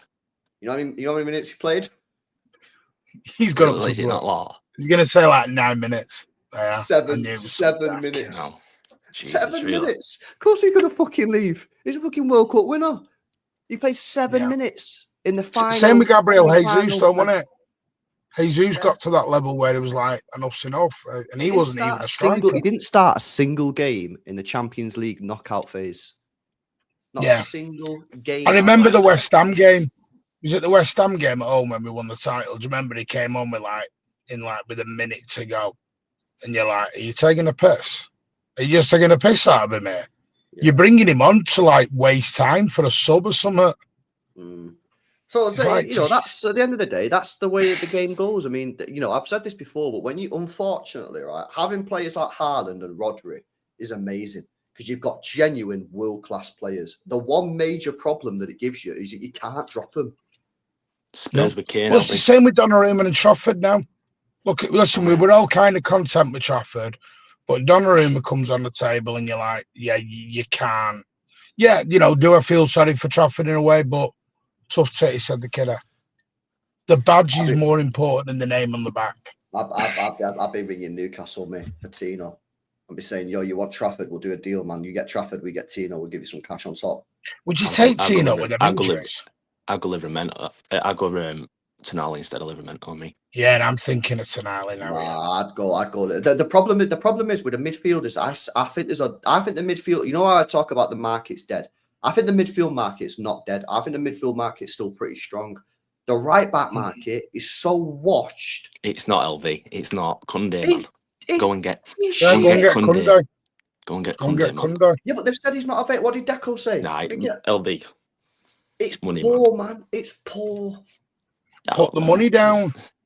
Kunde. What are you going to spend on Livramento? City went to Barca and was like, yo, like we're willing to do a deal. Their skin, we have pure cash. We're desperate for a right back, and they still didn't sell him. What did they say? What did Deco say about Kunde? Let's have a look. Hang on, don't forget Newcastle spent the whole summer telling everyone Isak wasn't for sale. How much would Livramento rumored to not like bid for sale for? What was it this summer? I think they wanted to 80 No, but the thing is with Isak was different because he went on strike. So as soon as he went on strike, he was gone. I don't think with Kunde, I don't think it'll be I think it'll be convincing him to come to rainy Manchester. It'd going to be more of the problem with him. The what? With who? With Kunde coming to rainy Manchester. Also, like, why? Because you got to remember, he's kind of already. Well, did we actually make a bid? No, Deco said. I've got it here. So Deco said, yeah. So people that have not heard this, Deco who's like sporting director or whatever at Barca. He said, no, there was no offer. It is true though. City were looking for a fullback. They asked us if Koundé was on the market, but there was no offer. He didn't really go into detail about that, how the conversation went though. He just said City asked.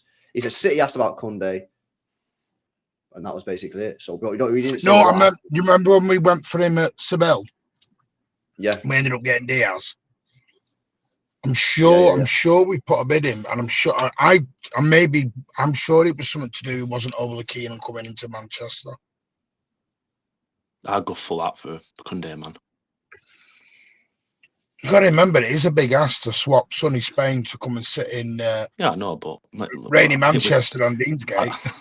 I know what you're saying, Martin, but I think with us, I think this is like what we're doing it. Like we don't realise how good we are at the minute.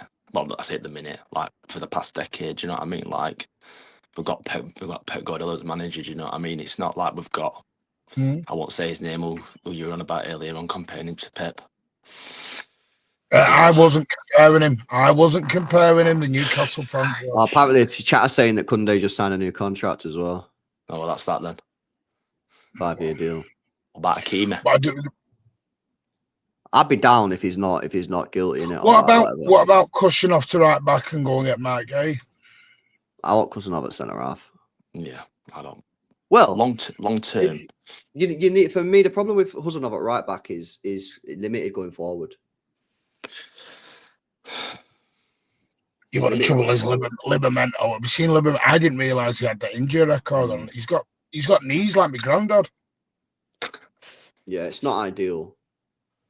But then I don't want him spending 80 bands on him. Jesus. You can't get Koundé. He's just signed a new deal. You don't want Livramento. That's what I mean. This is why I would have gone and got a short-term deal this summer. I would have gone and got an Olayena. I would have gone and got a Dumfries. I would have gone and got one of these older guys, Munoz at Palace. Yeah, I would have gone and got them, and that would have done us then for a couple of years. We can focus on centre-back, we can focus on midfield, we can focus on winger, and then in like 2028, 2029, you have a look again at the right-back market and you go, what's about? Has it got any better? That's what I would have done, personally. Is there a question for you? Would any of you take Trent?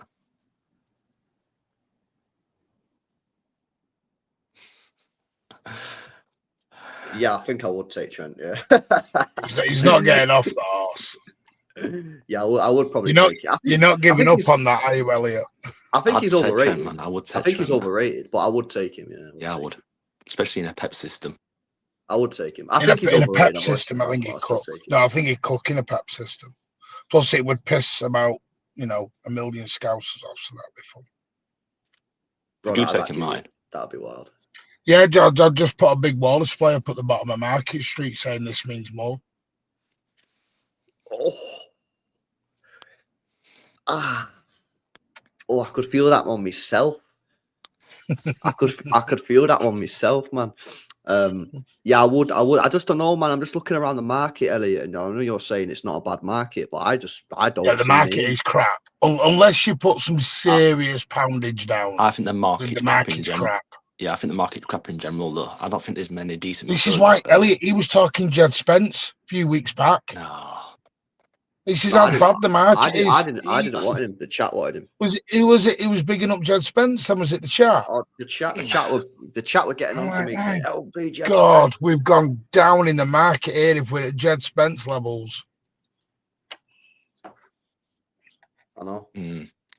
But there's no one there, bro. Who's Bayern's backup right back? If I'm Galatasaray, the lad from Galatasaray. What's he called? Is it Bowie? Is it Bowie? That's Sasha Bowie, is it? What's this Pavlovic guy? What's he like? Pavlovic, midfielder. I seen him 3 years ago. I was like, this guy's a techie baller. Good player. Yeah, Timber, man. Oh, did you see Saka's got 1 year left on his deal?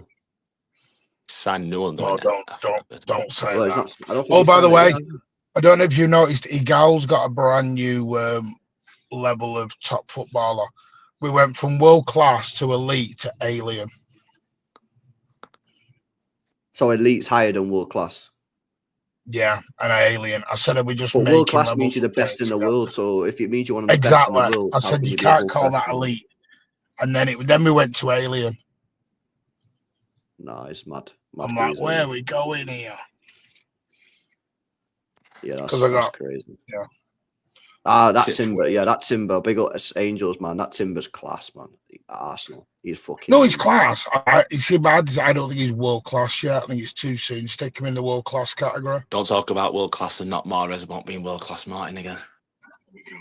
Anyone chucks anyone in the world class category. Wait a sec. Whoa. No, don't talk about it. Neymar ain't world class. Neymar were rubbish. No, do you know what it is with Neymar? Do you know what it is with Neymar? I just don't like him. I just can't. He's one of them players that gets under me. He's one of the most and this is why I say all the time, chat. He's one of the most disrespected footballers of all time. No, he just Neymar. Neymar. Did he not get on your tits though? Nope, never, not once. Oh, I think first time I saw him rolling around the Etihad like he had a broken leg or been shot. I don't care. Like, I think he's I think he's absolutely phenomenal world class player. Yeah, one of the best players when he's available and he's not going to his sister's birthday party. He'll be all right, I guess. I think speak on Mahrez then, Martin. Come on, speak on Mahrez. What's this Mahrez? Because I think class is world class. This is mental. That's crazy. No. This was a debate. You said, and I quote, I said he had a world class season. You said world class player. That's where I debated. But you said Bernardo was world class. Bernardo had a world class season. Bernardo was world class in his prime. I've not got folded in the. I've only got three world class players at City at the minute. Are you talking right now? Or are you talking? Have they been right now? Three. Have we been for me? My world class ones: David Silva, Kevin De Bruyne, Aguero, Haaland, Rodri, Company in his heyday, Fernandinho. Yeah. Kyle Walker. What do you mean? I don't think Kyle Walker was world class. What? Every single left winger says he pockets me. He's the best right back I've ever come across. That's fine. I have a higher level of world class. My level of world class is very, very high. You got to be like top of the top. Is he the best? Is he the best Premier League right back of all time? I think he's up there. Yeah. So, but he's not world class. How can he not be world class if you think he's one of the best right backs in the Premier League history? Just my view. Because the thing is, I think his speed bailed him out of a lot of things as well. But he was a very, very good player. But I think that's unfair because that's like saying, Messi's technical ability got him out of loads of shit. Like, it's just a skill. It's part of his game. No, technical abilities are far different than being a 100-meter sprinter. Why is it, though? Because speed is part of football. Technical ability is part of football. It's a skill. Being technical gifted is a skill. So why is speed looked down on? Because you keep your technical ability, you lose your speed. Yeah, but speed is still part of the game. But when Lionel Messi got older, so when he was 21 and he was techie and he was outstanding, he was still that technical player when now he's in his 30s.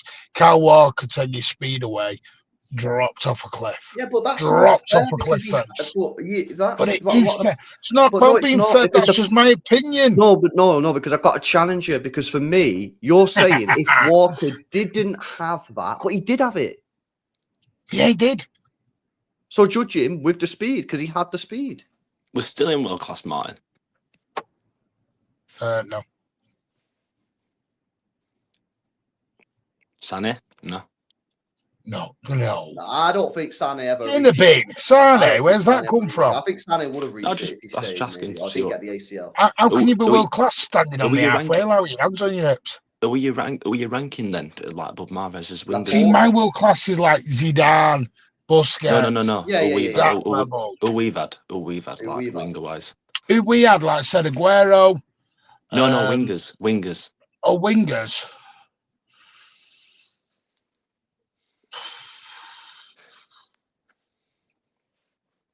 Bernardo had a world-class season. Sterling had a world-class season. A world-class season? Yeah. I think Sterling, when he scored them 30-odd goals. Yeah, definitely. That's world-class season.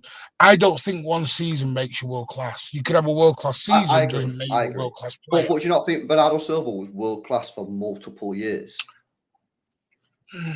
He was integral to our team. No, yes, doesn't make him world-class, though. I think that's harsh. I think Bernardo Silva was world-class, definitely. I think he definitely was a world-class player. 100%. So why wasn't Mahrez? I think Mahrez was very, very good. I think Mahrez was an exceptional footballer. I've just got him not quite at the world-class level. My world-class level is so high. I have it sky high. Yeah, but Mahrez, right? Hang on a minute. Yeah, I got to challenge this here. Mahrez won the Premier League with Leicester, right? So did Jamie Vardy. Yeah, and I think Jamie Vardy's again fucking top. Don't dare say it, bro. Semi-final, AFCON, yeah. AFCON semi-final. Mahrez steps up, free kick, edge of the box, blams it in the top bins. Chat, am I right? I'm right. Yeah. He's won what? 6 Premier Leagues. He won the treble, and now he's just. But he didn't really win the treble, did he? Because he spent a lot of the treble on the bench. Oh, that is like the Spurs game at home. That's nasty, man. No, it's not. Hang on a minute. He scored the hat trick against Sheffield United in the semi-final. We don't do that. Did Darren Fletcher win a treble? So is he world class? No, he's not world class. But what are we doing here?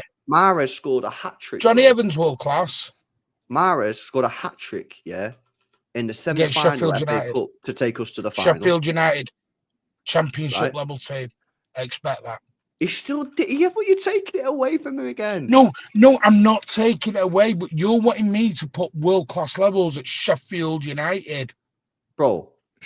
African Footballer of the Year, 2 Footballer Algeria Players of the Year, 1 Player of the Year in the Premier League. Yeah, Champions League, AFCON winner, 5 Prems, 2 FA Cups, 3 Carabao Cups, 1. Cheers for this, Ali. 1 AFC Champions League with Al Ali, 1 Saudi Cup Super Cup winner. Oh, come on, man. He's defo. I've got him just slightly below, that's all. I'm not saying he wasn't fantastic, he wasn't fabulous, he wasn't a top player.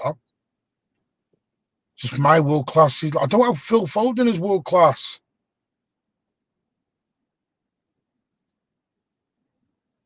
Okay. And he's my favourite ever player. Do you think he's close? Foden.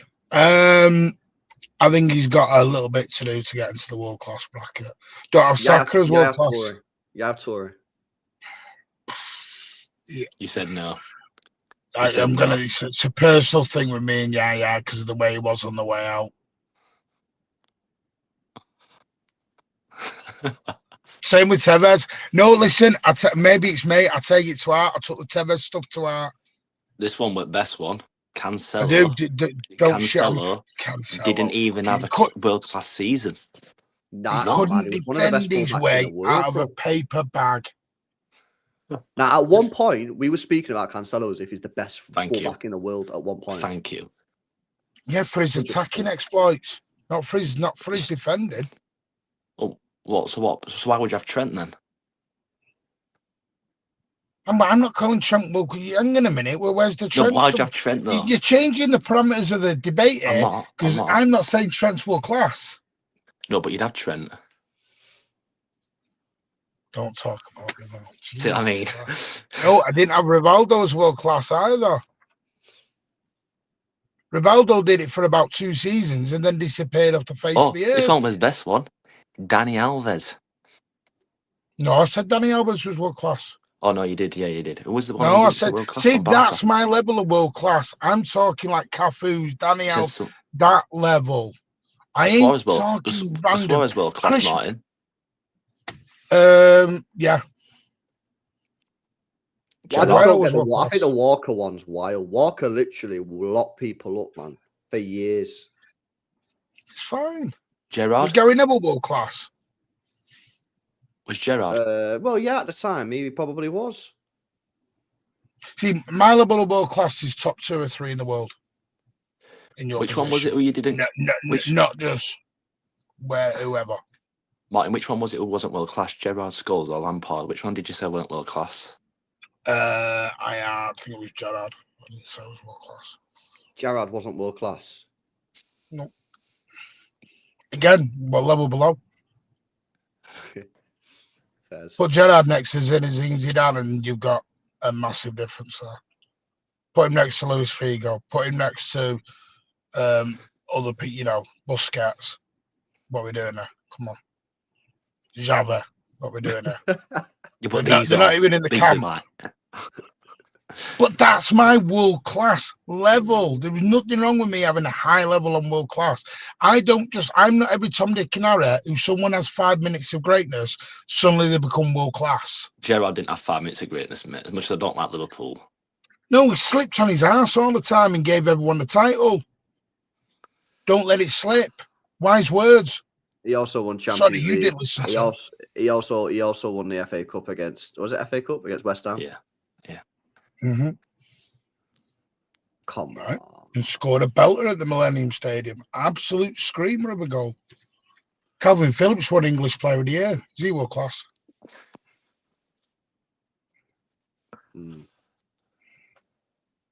Okay. Stop chucking world class around like it's some sort of just. I genuinely don't throw it around. No, it's to Elliot. It's to Elliot. Elliot, everyone's world class to Elliot. Tell me what I think world class for. What's mad? Well, on the other, I can't remember the show. You named about 15 players that played for City that were all world class. Yeah, that's probably right. Nah, Edison, Donnarumma. Edison world class. Edison's been world class for us, yeah. Edison was world class. Cancelo, Yeah, Walker. world class seasons. Wait a sec. The thing is with Edison, yeah, is he was world class for the system and the team that we played in.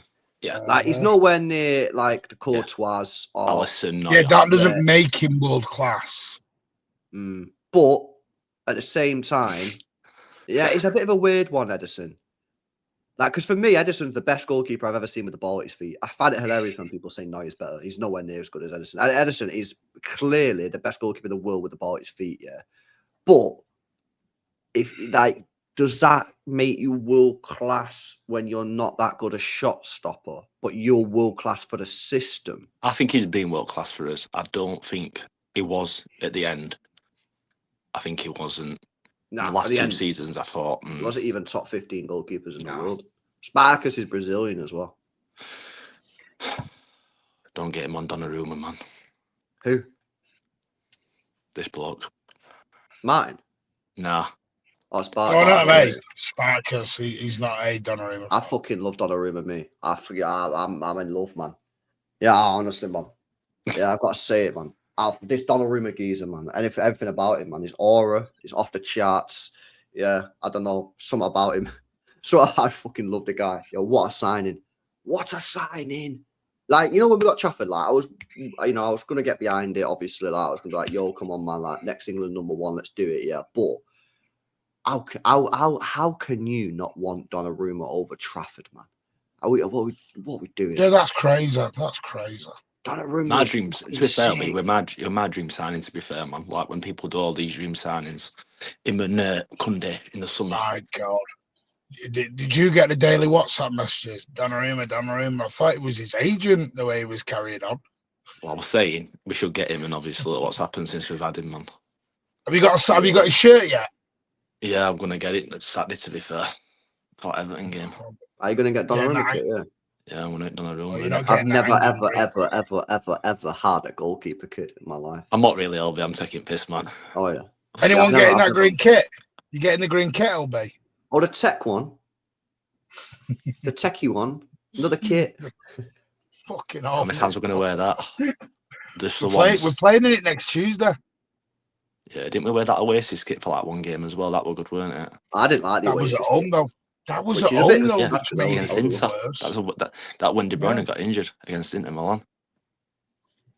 Right, anyway, I need shoots. I need to go on my meds before I go to bed. All right, mate. No worries, pal. Big up. Yeah, this is the Actually, new mate. kit, boys. Let me show you the new kit. Is it Oh, I'm not Christmas excited. kit? I thought it was a Christmas No, tree. That is that. What is it? It's awful. Is that not a Christmas tree? 130 fucking quid, bro. Yeah, I got fucking offered a sponsorship deal, man, for some OK jersey thing that everyone's doing.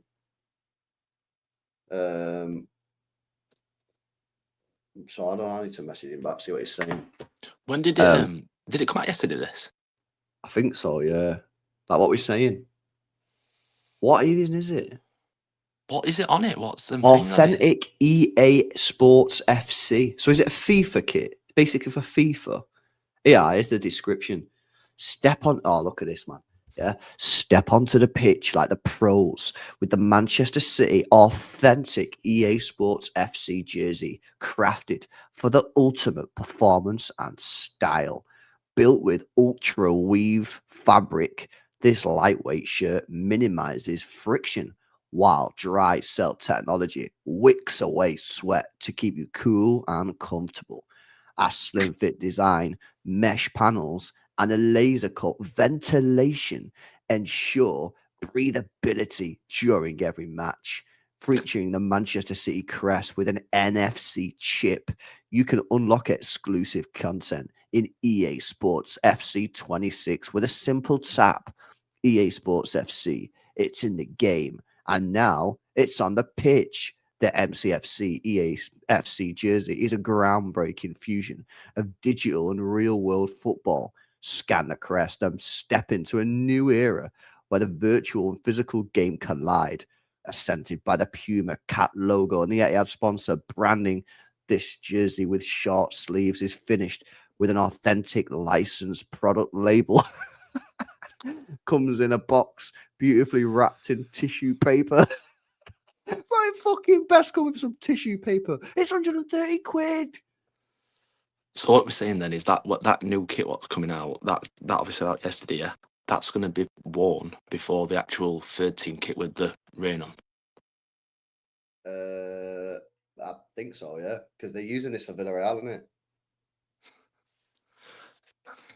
It's got an NFC chip in it. What did you think we are? Fucking bunch of Keir Starmers. What the fuck's going on, man? Yeah. What the fuck is going on, mate? It's scary. It's crazy. This is jokes. An NFC chip, bro, in a kit. And how much is it? That one's 130. That's the one that comes with the tissue. That's 130 quid. And then the other one's 85 quid. Jesus. I don't know what you don't get in it. Is it? Do you still get the NFC chip in this one or no? Nah. Ah, that's why then. Right, there you go, chat. If you oh no, this one does with an innovative NFC chip inside the crest. So you get that and that. You just don't get the tissue in the box in this one. Or the authentic. I don't think you get the authentic thing. Where does it say authentic? Yeah, you don't get the authentic. You don't get a box, you don't get a tissue, and you don't get the badge that says authentic on it, I don't think. It's a lot of money, that, isn't it? 50 quid for... That's...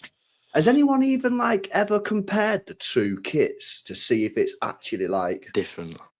Why is it 50 quid extra? Oh, there you go. Kerry says authentic usually only changes the fabric. So it's an actual different kit. It's not even the same fabric. It's fundamentally different. Wow. The ultra weave is levels above. Is the ultra weave worth an extra £50 though? Or is it, should you just buy this one? Yeah, you just I don't buy know. that one. Do you like it? Do you think it looks nice? But when I first seen it, I'm not even joking, I thought it was a Christmas tree. I thought it was a Christmas kit. Yeah, it does like, look you know, pretty, it's green, it's got all these triangles on it, man. Yeah, I know what you're saying. It's not nice. Nah, it might look all right now in person. Like, you know, when you actually look at it in person and that, it might not look too bad. I don't think it doesn't. I don't think it looks bad. I don't know if I like it, but I don't dislike it. Yeah. I don't know, man.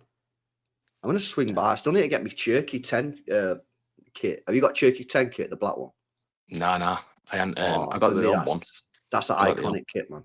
I think Yeah, I think like the that black black kit one. with Cherokee 10 on the back is I think that's going to be worth a lot of money in the future years. Yeah, I like might that buy one, a two so. investment like Bitcoin, buy it, Yeah. frame it, and then I reckon in 50 years when he retires, yeah, I think that could be worth a lot of money, mate. Yeah, I I really think it's do. a nice kit. To be fair, the actual kit itself's decent. To be It's fair, well nice, man. It's might be well a bit of nice. the the white one what we wore. Remember the white one when we what season with that now when with that the grey shorts. Remember Bernardo scored the volley at Villa away when Oh, Jesus. yeah, I yeah, think yeah, when yeah, Jesus yeah, whipped yeah, it in yeah, and yeah. then like that was nice. Yeah, I I quite do like that remember. kit. To be fair, Yeah. Yeah, that was you know what's funny about that one is I know I didn't like it at first, and then when I seen it in person, I was like, oh, that's yeah, actually pretty nice. Some kits grow on you, don't they? yeah. Some kits you see, you're like, that's hanging, and now you're like, yo, that's actually you know, decent and that. You know what I mean? So we'll see. Is So the when do ultra we? leave? You know when we play obviously we got Everton Saturday, Villarreal Yeah. Tuesday, Villa away Sunday. Who do we play after Villa away? Do we play in the midweek or have we got a week? Dortmund, I think, is it? On the Wednesday, yeah. Is it And Dortmund? Liverpool on the Sunday. Yeah, I think so. I think that's it. I think it's Everton, Villarreal, Villa, Dortmund, Liverpool. Oh, we got Swansea, Gareth saying. Yeah, we got Swansea somewhere as well. I'm just changing my battery 1 sec. I think we got Swansea. I don't know where the Swansea game is though. That after the international break, that, yeah? Must be after the international break, surely. Set, bro. I'll just put my headphones on it. Yeah. There we go. 29th of October, someone's put in the chat. Yeah. We're under pressure, man. But everyone's under pressure. I was on channel today and we were speaking about all like, you know, so I can't remember speak about Liverpool or Arsenal, but I feel like all three teams now are under mad pressure. But I'll tell you why, for different reasons. Yeah. City can't afford to drop points against Everton or Villa.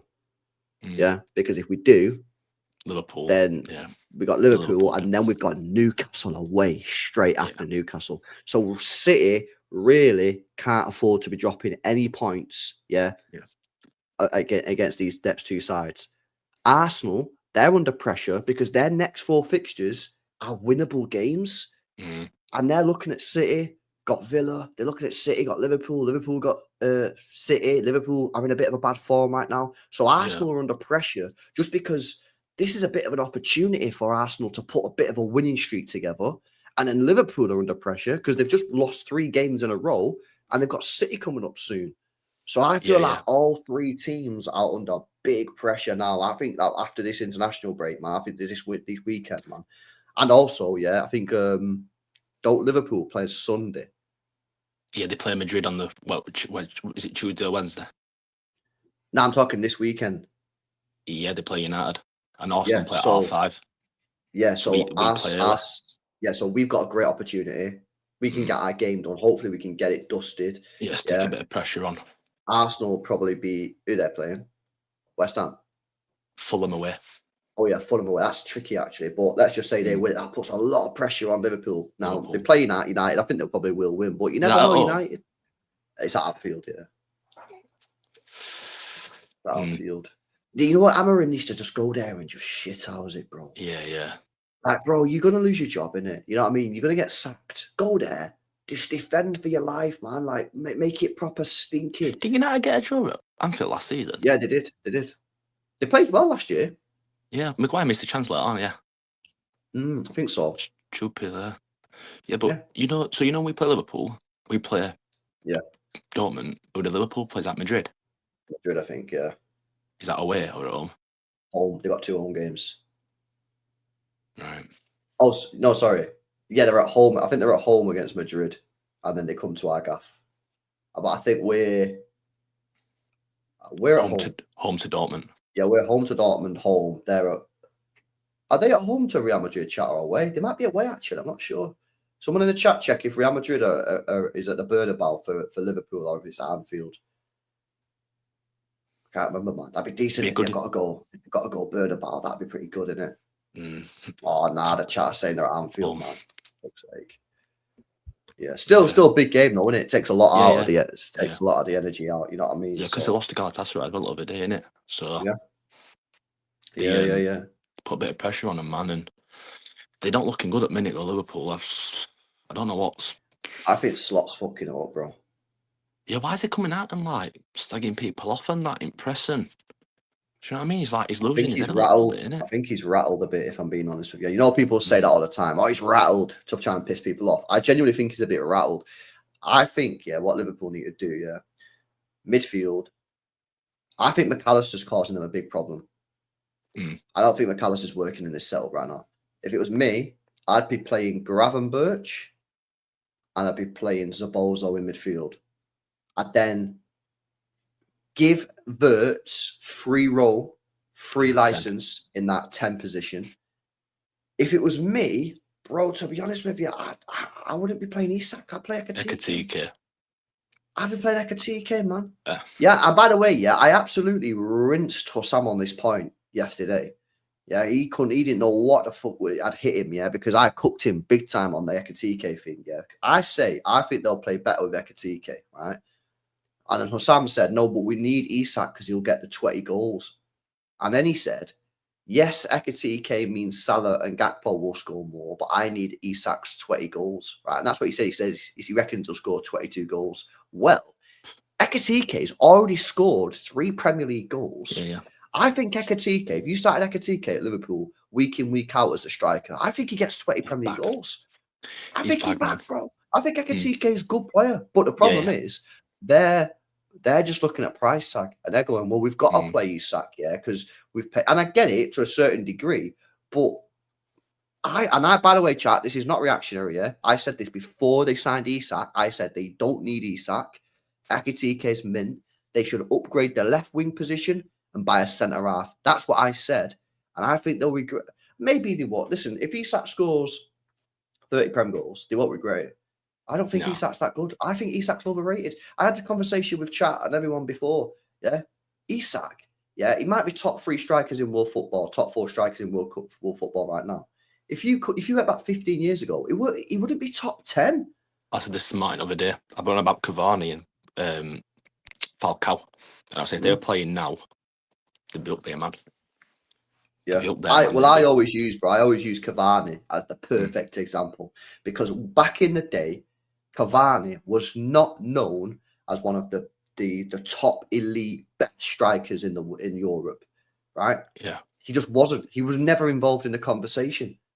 If he was about nowadays, I'm telling you, he'd be top 2 strikers in world football.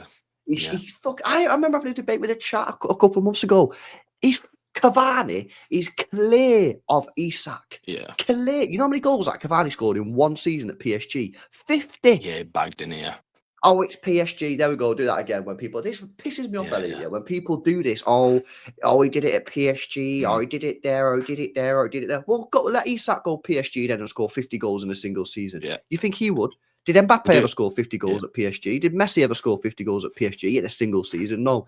But so short then, isn't it? It's when I had this conversation about Osimhen, bro, in the summer. Yeah, I was always rating Osimhen highly, and people shit on him. Chelsea.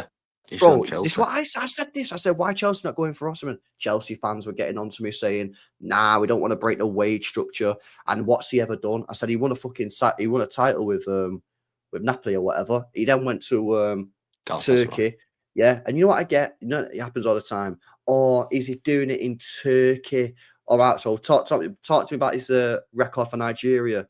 Or he's doing it in Africa. Or talk to me about it Serie A. Oh, it's Serie A. They're never happy, bro.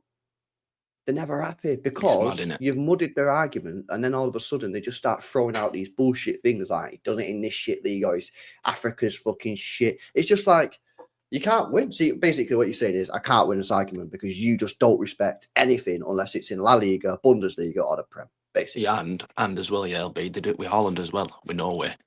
Well, why is Isak and Gyökeres not banging him in then for Sweden?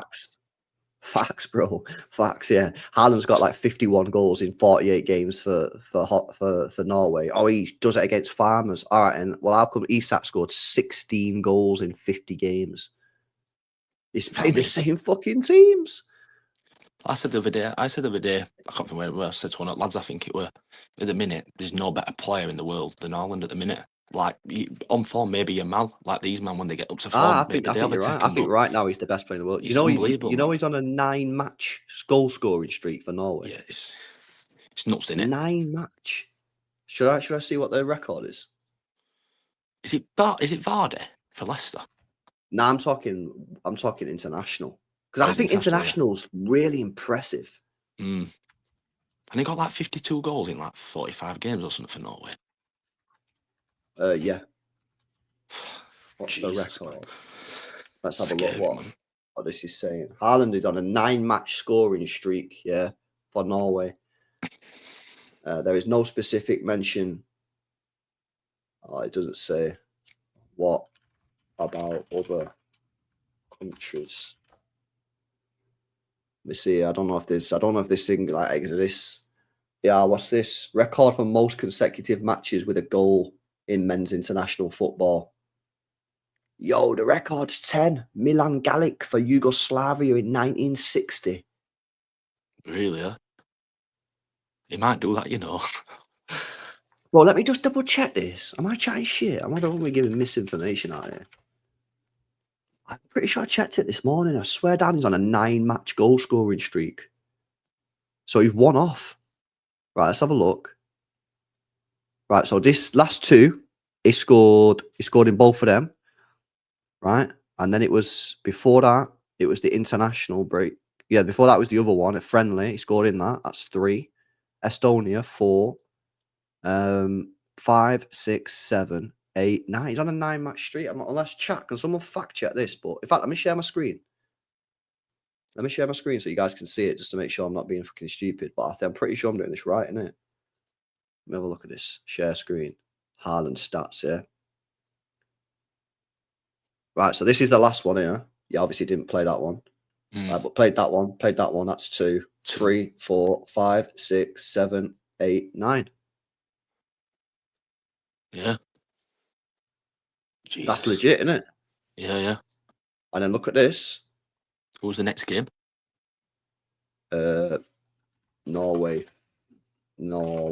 Be in November, won't it? But I don't know. Watch this be like Brazil. Yeah. Norway fixtures. Estonia, bro. Yo! He's got his. Oh, let me have a look. Does it include friendlies? It doesn't say specifically on this. Look, I'll show you this chat. The global record for consecutive international matches where a senior player sounds at 10. But it doesn't say official international matches only. Wait, so is a friendly an official international match? I guess so. I don't know why it wouldn't. Oh no, it says there, yeah, included goals in qualifiers and friendlies. So it does. So he's one off the record. Yeah, probably gonna break it, you know, mate. If he can on this form, what he's in. Probably double that it, Estonia game's gonna be mad, bro. Imagine if he scores joints the record with his Milan Galic guy. You know, if he does that, and we win some trophy, we win a trophy this season, a chance of Ballon d'Or, you know. Bangs in it like he's at minute in Prem. Yeah, he definitely is. He definitely is. Well, like you say, I don't think too many people. I think even our rivals would accept that right now he's probably on.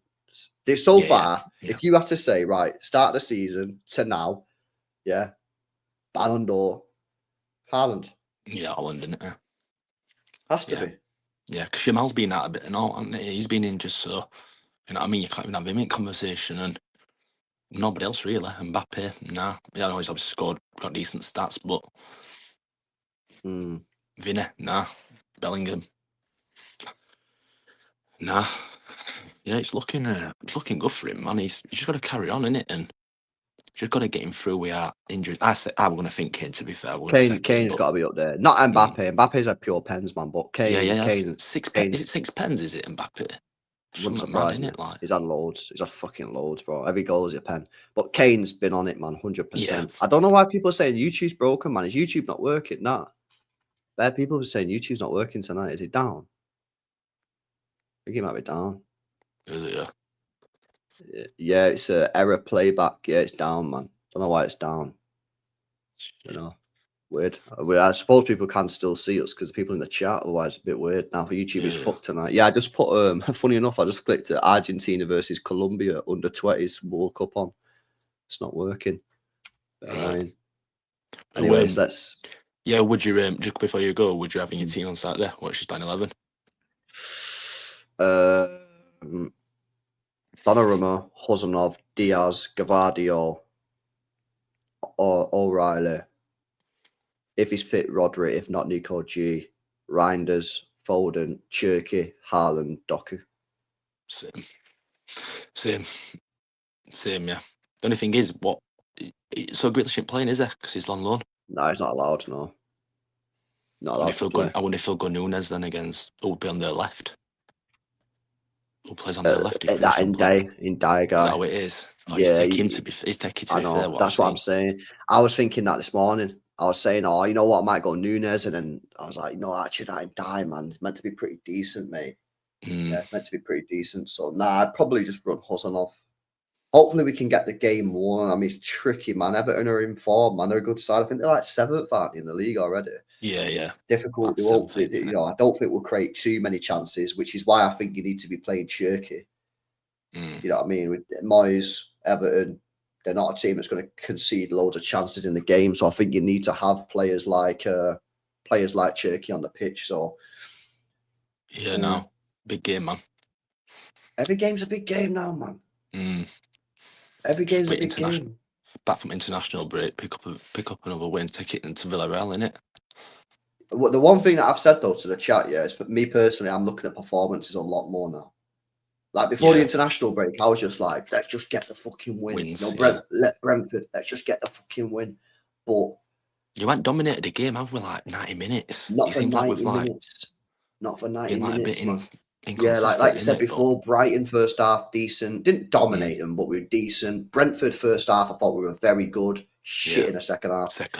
Monaco, good in the first half. Foot off the gas in the second half, got punished. So I want to see 90 minutes of some good performance. Move the ball quickly and be active on it and that. Because I always say it, man. I'm a firm believer of it, and this is why I predicted the downfall last year. I'm a firm believer of performances dictate long-term results. Said it for years. Facts, And facts, man.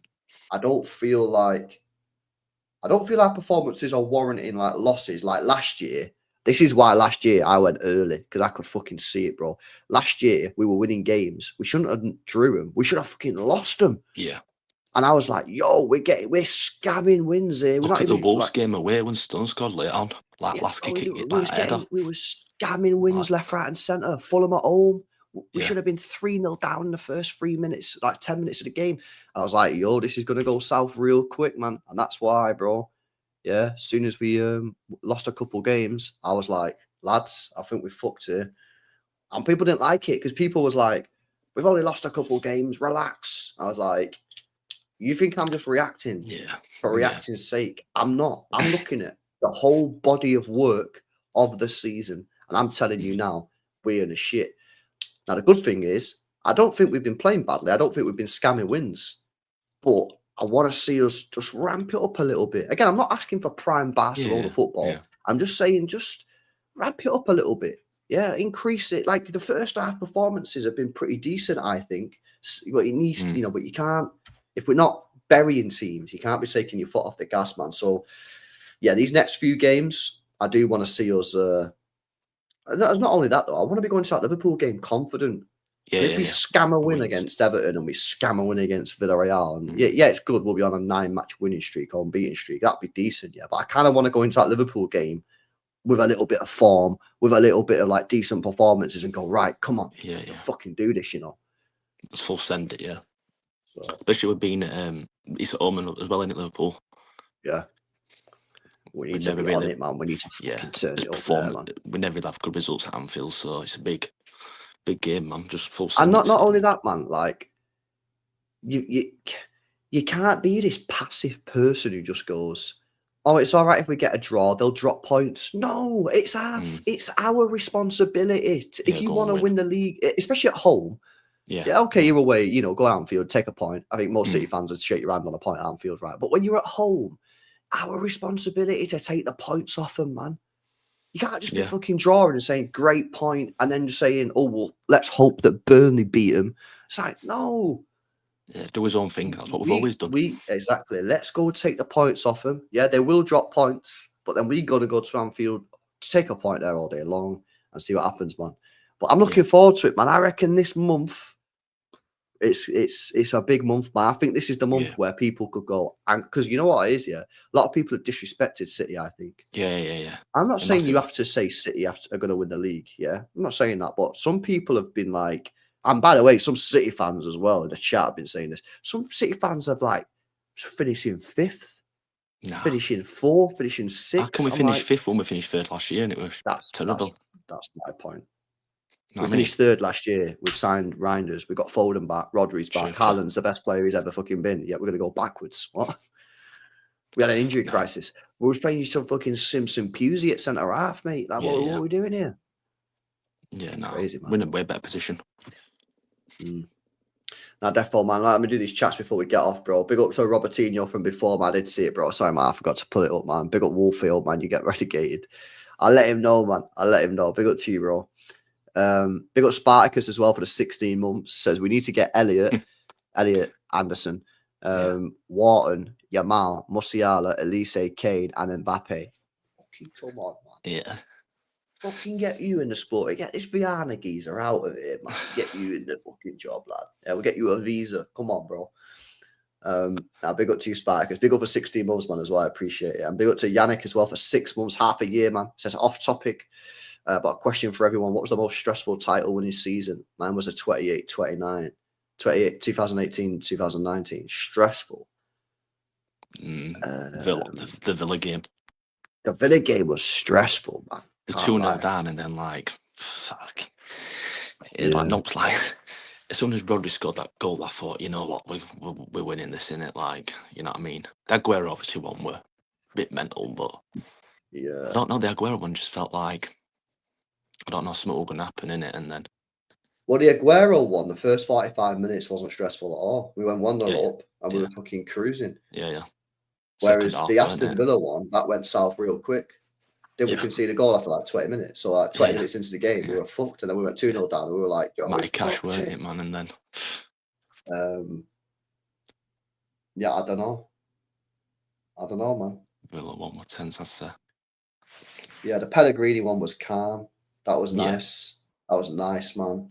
Centurions, chill. Yeah, I think the Aston Villa one was stressful, man. Because we were 2-0 down, bro. Yeah.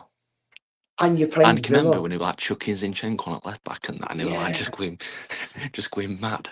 Yeah, that's the thing, innit? With exactly. With the Aguero one. Yeah. Didn't he sub on Dzeko? Yeah. He subbed on Dzeko. Yeah. Bro, and we had we were playing QPR. I mean, we was only one goal down. Granted, it was towards the end of the game, but Villa, we were 2-0 down, and we're against Villa. And like you said, he was bringing on fucking Zinchenko and was like, to be fair, Zinchenko actually kind of changed the game, man. Sterling right wing, you're out of confidence. Put a cross in. That game, proved my point a million times. When Sterling was out of confidence, just stick him on the right. Yeah. Stick him on the right and just say, yo, get the crossing. Just go for it, man. Yeah. But Gareth in the chat's right as well. The 4-peat year, man, was pretty stressful.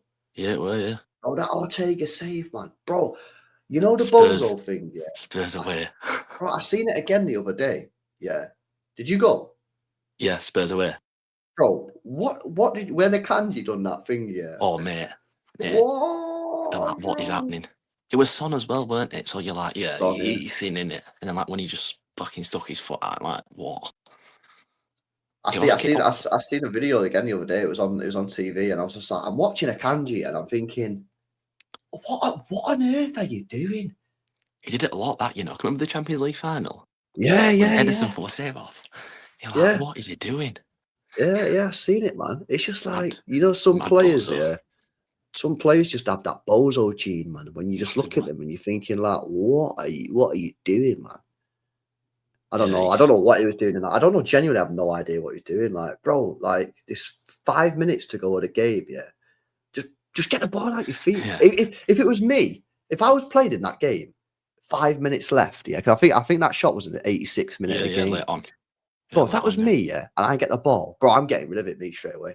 I'm Yeah, getting just it, and look at who's available, pass it. Bro, I will not be the guy that fucks this up for everybody, yeah? yeah. And, like, he gets on the ball, he turns around, he's looking at Osaka, he's dribbling back with it, he's taking a touch, and it's just like, what the fuck are you doing, mate? Yeah. Kick it out or don't, man. Do you know what I mean? Just don't do that. And yeah, when did it? I Yeah. was like, no. Yo, big up Hassan, man. You're gonna realize soon, bro, that the Ekatike is clear, bro. I'm telling you now. That is crazy, man. It's crazy, man. Sweet. And the Yeah. Lukaku miss. What Lukaku miss? Oh yeah, the Lukaku miss, bro. Yeah, Champions League final. Yeah. Right, Champions League. Bro, I watched the highlights of that back recently, yeah. And bro, Inter Milan had chances, you know. I know. Bro, they had chances. I didn't realise. That Edison save late on, man. It was. Yeah, bro, they had chances, man. I was watching the replay. I was like, chat, right? Before you go to bed, right? Just pull it up on YouTube. Yeah, extended highlights, Champions League, bro. They had some chances, bro. I didn't realize. Because obviously, when you're watching it, yeah, at the time, yeah, you're emotionally invested, so you don't fucking remember anything, innit? You remember the goal, and that's about it. I don't remember nothing in that game apart from the Rodri goal, yeah. But like when I was watching the replay of the highlights, I was like, yo, they had chances, man. Yeah. Yeah. Yeah, massively. It was crazy, bro. I don't know what the fuck happened. Yeah, but big up Edison, man. Like probably best game he's ever had for City, that, isn't it? Yeah, well, when KDB got injured, we were saying in this. Was I were there? We were saying in the stadium, we were like, "Oh no, it's like fucking Porto, like fucking point. You know what I mean? 2.0." And you're like, "No." And to be fair, when Foden come on, I thought that was one actually Foden's best game that season. To be fair, I don't know if you can remember it when he come on. Just like sort of like I don't know, he did just like the simple things just so well. And then obviously, to be fair, I think when you look back at it, the goal is just a bit. It's just mental, and I just fall to Rodri, and you're like, yeah, he's in. But to be fair, Rodri's good at that. I've always said Rodri's. Well, like he got the Villa. 15 goals that season. Yeah, you look at the Villa 15 game. You know, goals. yeah, the Villa game that season, the last game of the season. I mean, he scored. I think we missed someone like that though in the team last year. Not Rodri. I'm saying someone that could shoot from deep. Because one of the problems we had last year is like we were dominating teams, right? But teams didn't have to press the player that had the ball on the edge of the box, because I know Kovacic scored a few goals last year, but Kovacic, have you ever seen Kovacic shoot the ball from 30 yards? No, and it'd be like, yo, like he can't do it. Gundogan, bless the guy, he's only 35, man. The guy's not got the calf muscles for it anymore, so he couldn't do it either. And like when Nico G come in, he had a couple of decent strikes as well.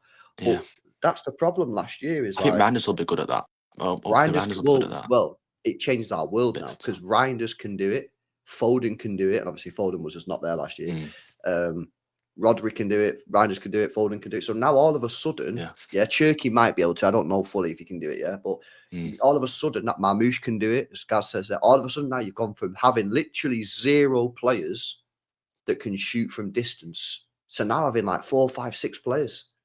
And it matters because teams now can't just sit on the edge of the box and go, yo, we're just going to defend for 90 minutes because, with all due respect to Kovacic, he ain't going to put it in the top bins from 30 yards. Whereas now, if you're looking at Marmoush 30 yards away from goal and you're going, all right, and shoot, well, look what happened against Bournemouth last year. That's what they did. They went, oh, you got the ball 30 yards. Right, you go on then, you shoot. And they went, put it in the top bins. Yeah. Better off this season, way better off. Foden can hit a ball, man, as well. He needs to start taking more shots outside that box. Yeah, I think Foden, man. I know it's mad, because he's actually got some decent goal numbers. I think he needs to. I think he could improve. I think he can improve, man. I think sometimes his shot selection, I think his shot selection sometimes is wrong. Like, you know, for example, so Champions League final. Remember when he done that fucking insane spin? Yeah. Put your fucking laces through it. Yeah. He side-footed it. Yeah. And I'm like, bro, he needs to fucking hit that with his laces. I think sometimes with Foden, It's his shot selection, the way he shoots. Sometimes he'll side foot it when he should lace it. Sometimes he laces it when he should side foot it. Yeah.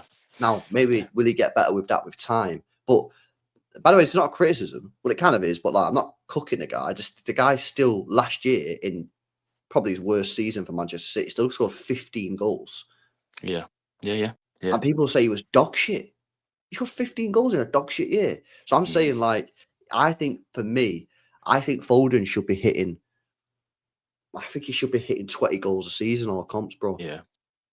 And I think he can do it easy. Number 10 as well. Oh yeah, facts. I think he can do it easy if he like just he's works done it a on couple that of shot times as well. selection. The Bernabeu away, Champions League, and then obviously the West Ham game, last game of the season. He can hit some man from the edge of the box. I just think, like you say, he's got to get the right technique on it, I suppose. But hopefully it'll come, man. I think what it is when he's on the right and he's cutting in, he unleashes. Yeah. West Ham, Real Madrid, Dortmund, all these Dortmund, games. United, when he cuts in and he just fucking whacks it. It's like, yo, he's got this mint accuracy, but with power, it's basically unstoppable. I feel like when he's on the left and he gets I think he goes for more of like a finesse. And I'm just like, and this is why I've always said this. I've said this for years. Chat or no, he needs to learn the Leroy Sané driller. Yeah. Which is the fucking. You're on the left-hand side and you go for power, bottom right corner. And Leroy Sané fucking had that on lock, man. Every time you get the ball on the left and you just go bang, bottom right, keep it low, keeper can't get down, you hit it with pace. I feel like with Foden, I feel like when he gets into that position, he doesn't go for the Leroy Sané pace and power bottom right. He goes for a placement. Well, I wouldn't say he's a finisher, me, Foden. I'm thinking, your power, put your fucking laces through it. Laces through it, yeah. Agree. And I think if he does that, just from that shot selection alone, I think he could probably add 7 goals to his season. I 100%. reckon, if you could be asked, you could probably go back and find he's been in that position in his City career 30 times. Probably more. Maybe more. Maybe more, bro. Yeah. And he's probably got a conversion rate of like 5% in that position. Yeah. Do you remember that chance he had at Liverpool when Bernardo Silva done that mad skill? Yeah. Bernardo puts him through. That's what I'm talking about. If anyone don't know what I'm talking about, that's what I'm talking about. Everyone will know that when Bernardo done that mad skill at Anfield, took on the whole team. Yeah. He played the pass into Foden and Foden's got to hit it bottom right corner and he takes a touch and then just fucks it. It's like you know what I mean? It's mad, isn't it? Because, like, you know what I mean? He obviously knows how to play football and that, but I just feel that, like, if he, and this is why I was asked this question, do you think coaches actually coach players like that? Because I feel like that's very old school coaching. I feel like nowadays coaching is very tactical. Like, just be there, be there. Do they actually, and this is why I was saying it with Doku and Haaland, do they actually do the basics? You guess so. I mean, like, did you see the was it the clip or was it a documentary of the 4 in a row, the program on? Did you see it when it was West Ham and Karl was speaking to Foden? Yeah. And it's like, tomorrow, and obviously doing the same thing. But you'd think, like, if he's staying behind and practicing, the coaches would be like, yo, like, you know what I mean, like, because I think Pep said it before, and he likes seeing players. Like when he's like winning, like they're staying out, and like he said it about Foden loads, hasn't he? Yeah, but you get what I'm saying though. Do they coach like individual situations, or is it just tactical? But I said both. I said, like, to be fair, I think like Haaland, like, is just naturally just the goal scorer. Do you know what I mean? But like, I think what you're saying, so like when he gets the ball on the edge of the box, are you saying someone should be like, yo, do that, or like, what do you mean? Like, are you saying is in like, just certain areas? So, for example, right, a couple of reasons. So, situation is this, right? Doku Haaland. For the last 2 years, every time Doku's got the ball on the left-hand side, Haaland's at the back post. Doku crosses the ball to the front post. Every time for the last 2 years. Yeah. So, I've been saying, and not just me, fucking everyone's been basically saying, how come Haaland is always at the back post when Doku crosses the ball to the front post? Yeah. So, do they just look at that and go, oh, fucking Doku didn't cross in the ball properly? Or do they look at it and go, there's a systematic failure between you two in this situation. Let's review. And then they get every single Doku cross and see, actually, you need to either cross the ball to the back post or you need to come to the near post. Yeah, I think I don't know if they do. I think they will. See, I think they will, because I think like goalkeepers. So like when you look at goalkeepers, yeah, like the amount of depth in that, like, do you know, I've seen like with bottles and that nowadays, but like the penalties on.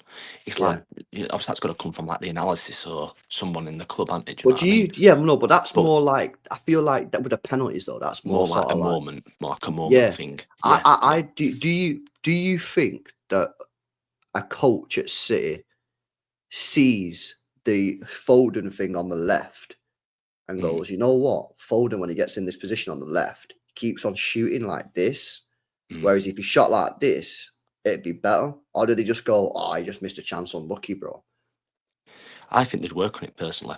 I think if the reason I think I doubt it though, Elliot, is because how come it's only been this summer that we've heard that Doku and Haaland are now working together? What are you talking about? So you've only just started working together after 2 fucking years, and that's why this sort of. So I don't think in this day and age.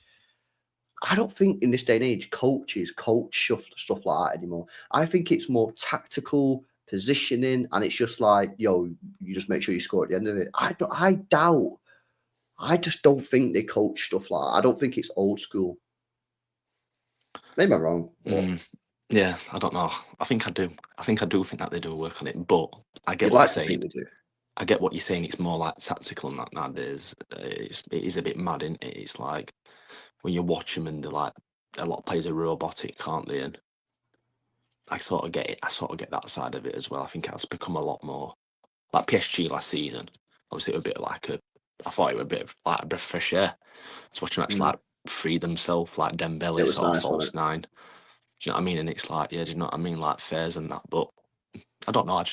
The thing is, like you said, if he's better coming off the right, you're better keeping on the right side of the 10.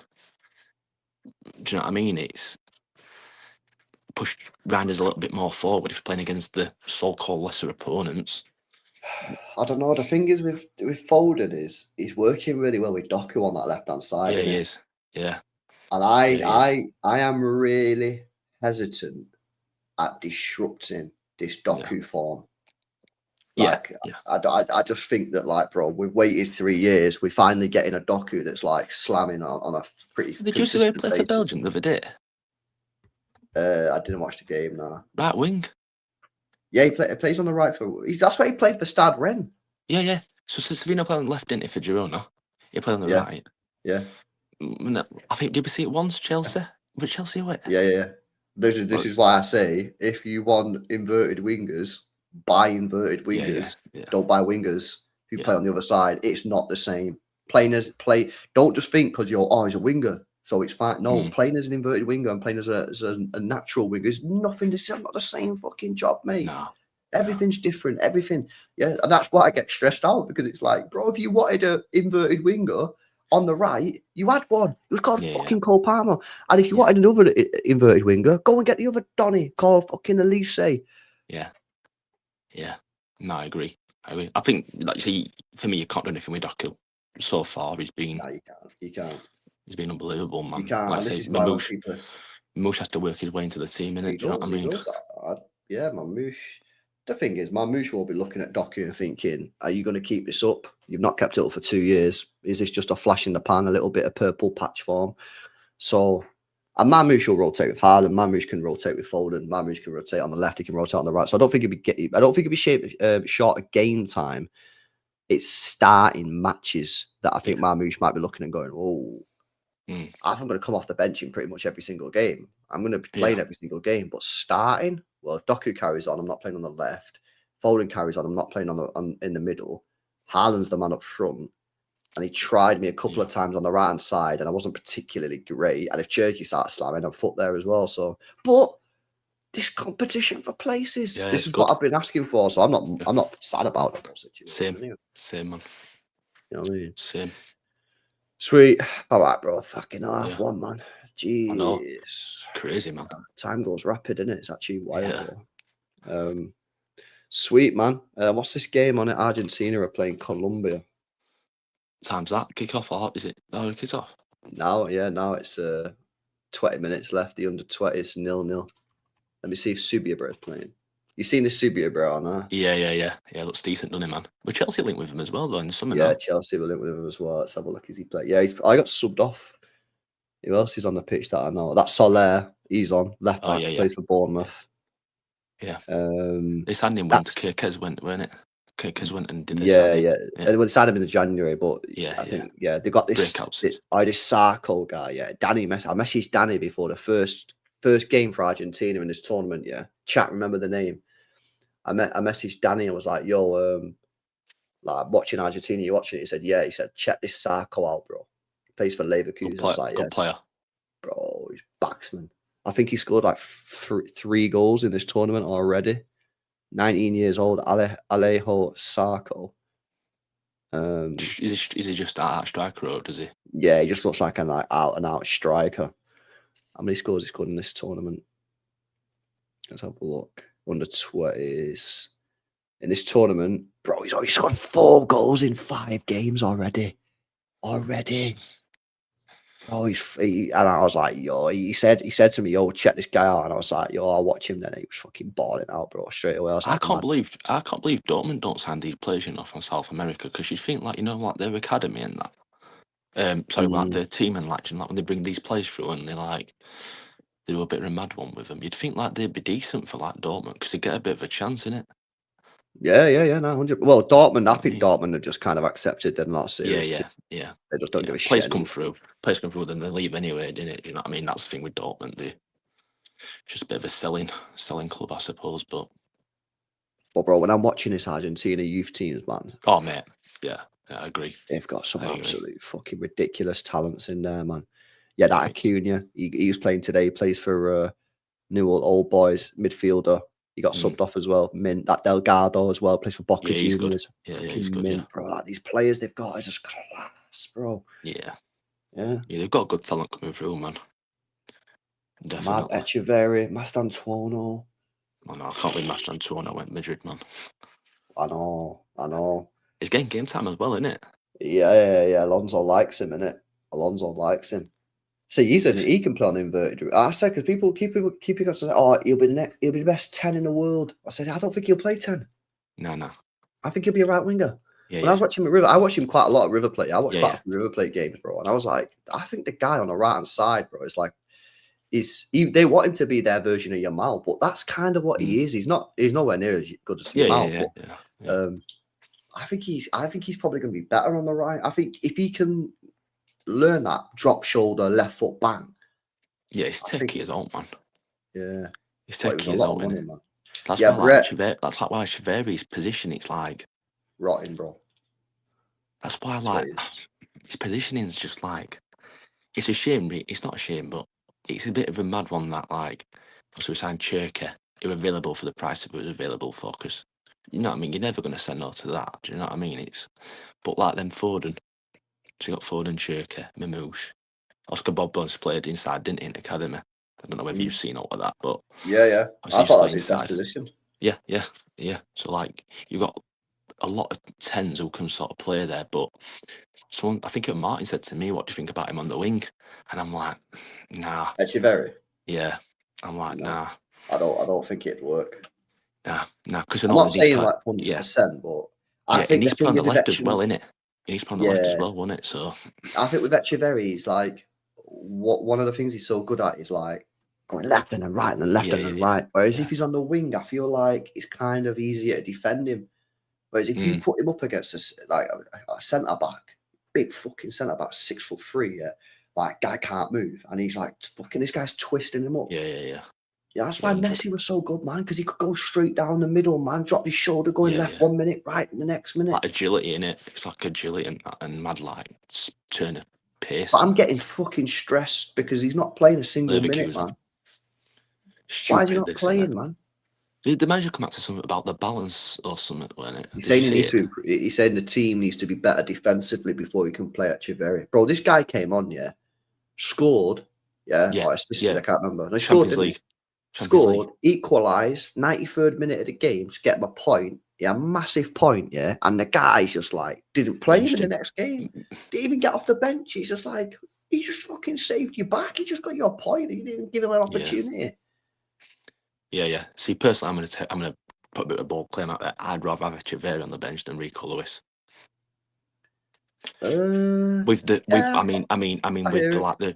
centre half. So at the minute, got Stones, Ake on the bench, and obviously you're gonna have Nunes. If obviously Kushinov comes inside, obviously back into the bench.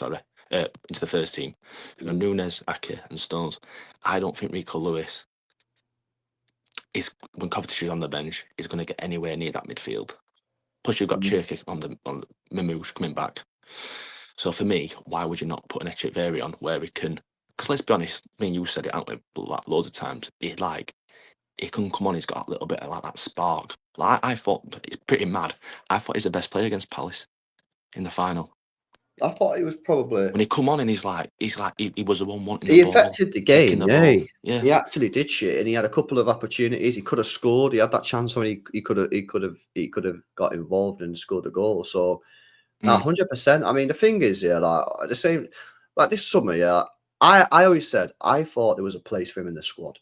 And people was telling me that he's never going to play at City, and I said, you are just delusional. Yeah. So we are going to get, at least at some point in the season, we will get 2 of our attacking players injured at once. And people were like, nah, it's not going to happen. And I remember saying to people in the chat, I was like, bro, it's going to happen. It happened within the first fucking 2 months. Mamouche and Cherki. Bang, gone. Yeah. So, okay, cool, whatever. He goes Savino and all. Savino as well, yeah. Obviously with the Spurs thing. But it is what it is, bro. I'm not like crying that he's gone on loan, But I thought the Leverkusen loan, I thought, that's a big step. But obviously, the bigger the club, the harder it is to get into the team. Yeah, and I know he didn't want to go to Girona, and I get that. But at the same time, bro, you probably would have been playing every single game of every single minute. Yeah. Like, did you try and sprint before you could walk? Possibly, yeah. Yeah, I don't know what you do. Do we call him, send him to a Prem club? Well, if he's not playing, I 100% recall him in January. 100 million %. Like, the reason he's on loan is to develop as a player. So if he's not playing, he's not developing. So you might as well bring him back. When's Kovacic out contract? End of season? He's got 1 year. I'm not sure if he's got 1 year left, but I think he'll go in the summer. If he goes, just why don't you sort of bed him in? If it's like, you know what I mean, just give him a few minutes and that. You give him 2 minutes, you give him 10 minutes, you give him 15. It soon adds up, man. Do you know what I mean? I think, I don't know, man. I do think, I'm agreeing with you. I think it would have made a bit of a difference. And he's a threat, do you know what I mean? He's a threat to Argentina just scored. Have they? Oh, is that Carrizio? Was that the Carrizio guy who just scored? Oh, he's been linked with someone. He's been linked with City? a couple of clubs. Is that a bit weird, yeah? Was that Carrizio who just scored? Oh, no, Slivetti plays for Inter Miami. No way. Plays for Bingy's team. Beckham's team, Inter Miami. But yeah, if you think about it, right? Think about this year. But Echeverri's not played football properly since January. Yeah. That was the last time he played football properly, because that was the tournament. We bought him. We never played him because Pep didn't play him for some fucking reason. Yeah. And a lot of our fans were like, we can't play him. He's not ready. And then he brought him on in the FA Cup final. So figure that one out. And then we loaned him to Leverkusen. He's not playing then. So he's actually not played properly now for about 9 months. Yeah. What a development. What a fucking brilliant bit of development. It's just like, what the fuck are we doing? You've got a player age, could be a generational talent, and we're just fucking letting him rot. We've let him rot for 9 months. He's not played football for 9 months. And scary part is as well, he actually did all right in the World Cup, in the Club World Cup. Like, I know he got injured, but like when he played, he were like, he's a fucking good player, which is what I was saying all last season when people was like, he's not gonna play, stop talking about him. I said, oh, fucking we'll stop talking about him. I've seen this guy, bro. I've seen him, mate, for River Plate, and I've seen him for Argentina under 20s. And people done the thing again. Oh, so you're rating him based off an under 20s tournament, mate? I know a player when I fucking seen a player, mate. Yeah, I've seen Leroy Sané play for Schalke against Manchester City's under 20s in the UEFA Champions League Youth League, and I knew day one on that day he's a baller, mate. Yeah, you don't need to watch a player 500 times in senior football to know the mint. You think people looked at Messi when he was 15 and went, "Oh, don't know if he's going to be good." You think people looked at Ronaldinho and went, "Don't know if he's going to be good." You think people looked at Haaland, all these players? Fuck you know a player's mint. You know a player's mint. Why do you have to watch him in a fucking proper game? I know a player's mint. Yeah, facts, man. Agree, man. Agree.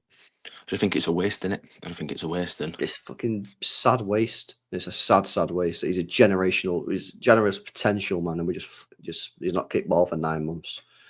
So it's what it is, man. yeah, Right, sweet. Let's get out of it. Yo, big up Angel, bro. Says big up Sexy B. I finally catch a live stream again. Yeah, I think it's working. I'll big up for the super chat, bro. But I think YouTube's working because I've got the Argentina game on YouTube now, and it's working for me. So I think YouTube's fair. I don't know what happened to YouTube because I was obviously streaming and that, but yeah, weird. But yeah, I think it's fixed now. But yeah, big up Argentina, man. 1-0. Big up Angel as well, bro. Sexy B. Right, sweet, man. What you up to, man? You go in bed now? No, man. No, yeah, just gonna go to bed, man, and yeah, probably just keep waiting till. Is there any football on Friday or nah? Premier League. Friday night football, probably not because it's international weekend. It. I feel like have they not been that Friday night football off, bro? I feel like it. Oh, they've been off now, yeah. But I just don't really recall many. PSG are playing on Friday. Middlesbrough, there you go. £9 watch. Oh, £9, yeah. Will they play? Ipswich. It'll be a decent game, that, actually. I think Ipswich is decent, isn't it? Ipswich, yeah. That's there you go. £9 watch. Decent, £9. PSG. Put PSG on one screen. Yo, Ali are playing Mahrez. You got Mahrez at 7. £9 at 8. You got PSG as well. Yeah, I just can't wait for footy, man. Just get back, man. Proper footy in. What else is on? Anything else on? You know what I mean? No, I don't think nothing else is on, man.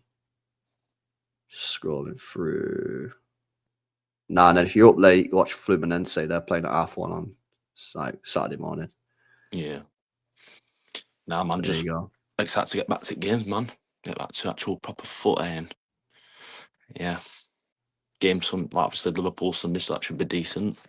Just football, innit, man? Champions League back. It's good, man, when you have like 2 weeks without it, and then you know what I mean. It's you know how much you miss it, innit? Oh yeah, no, 100%, bro.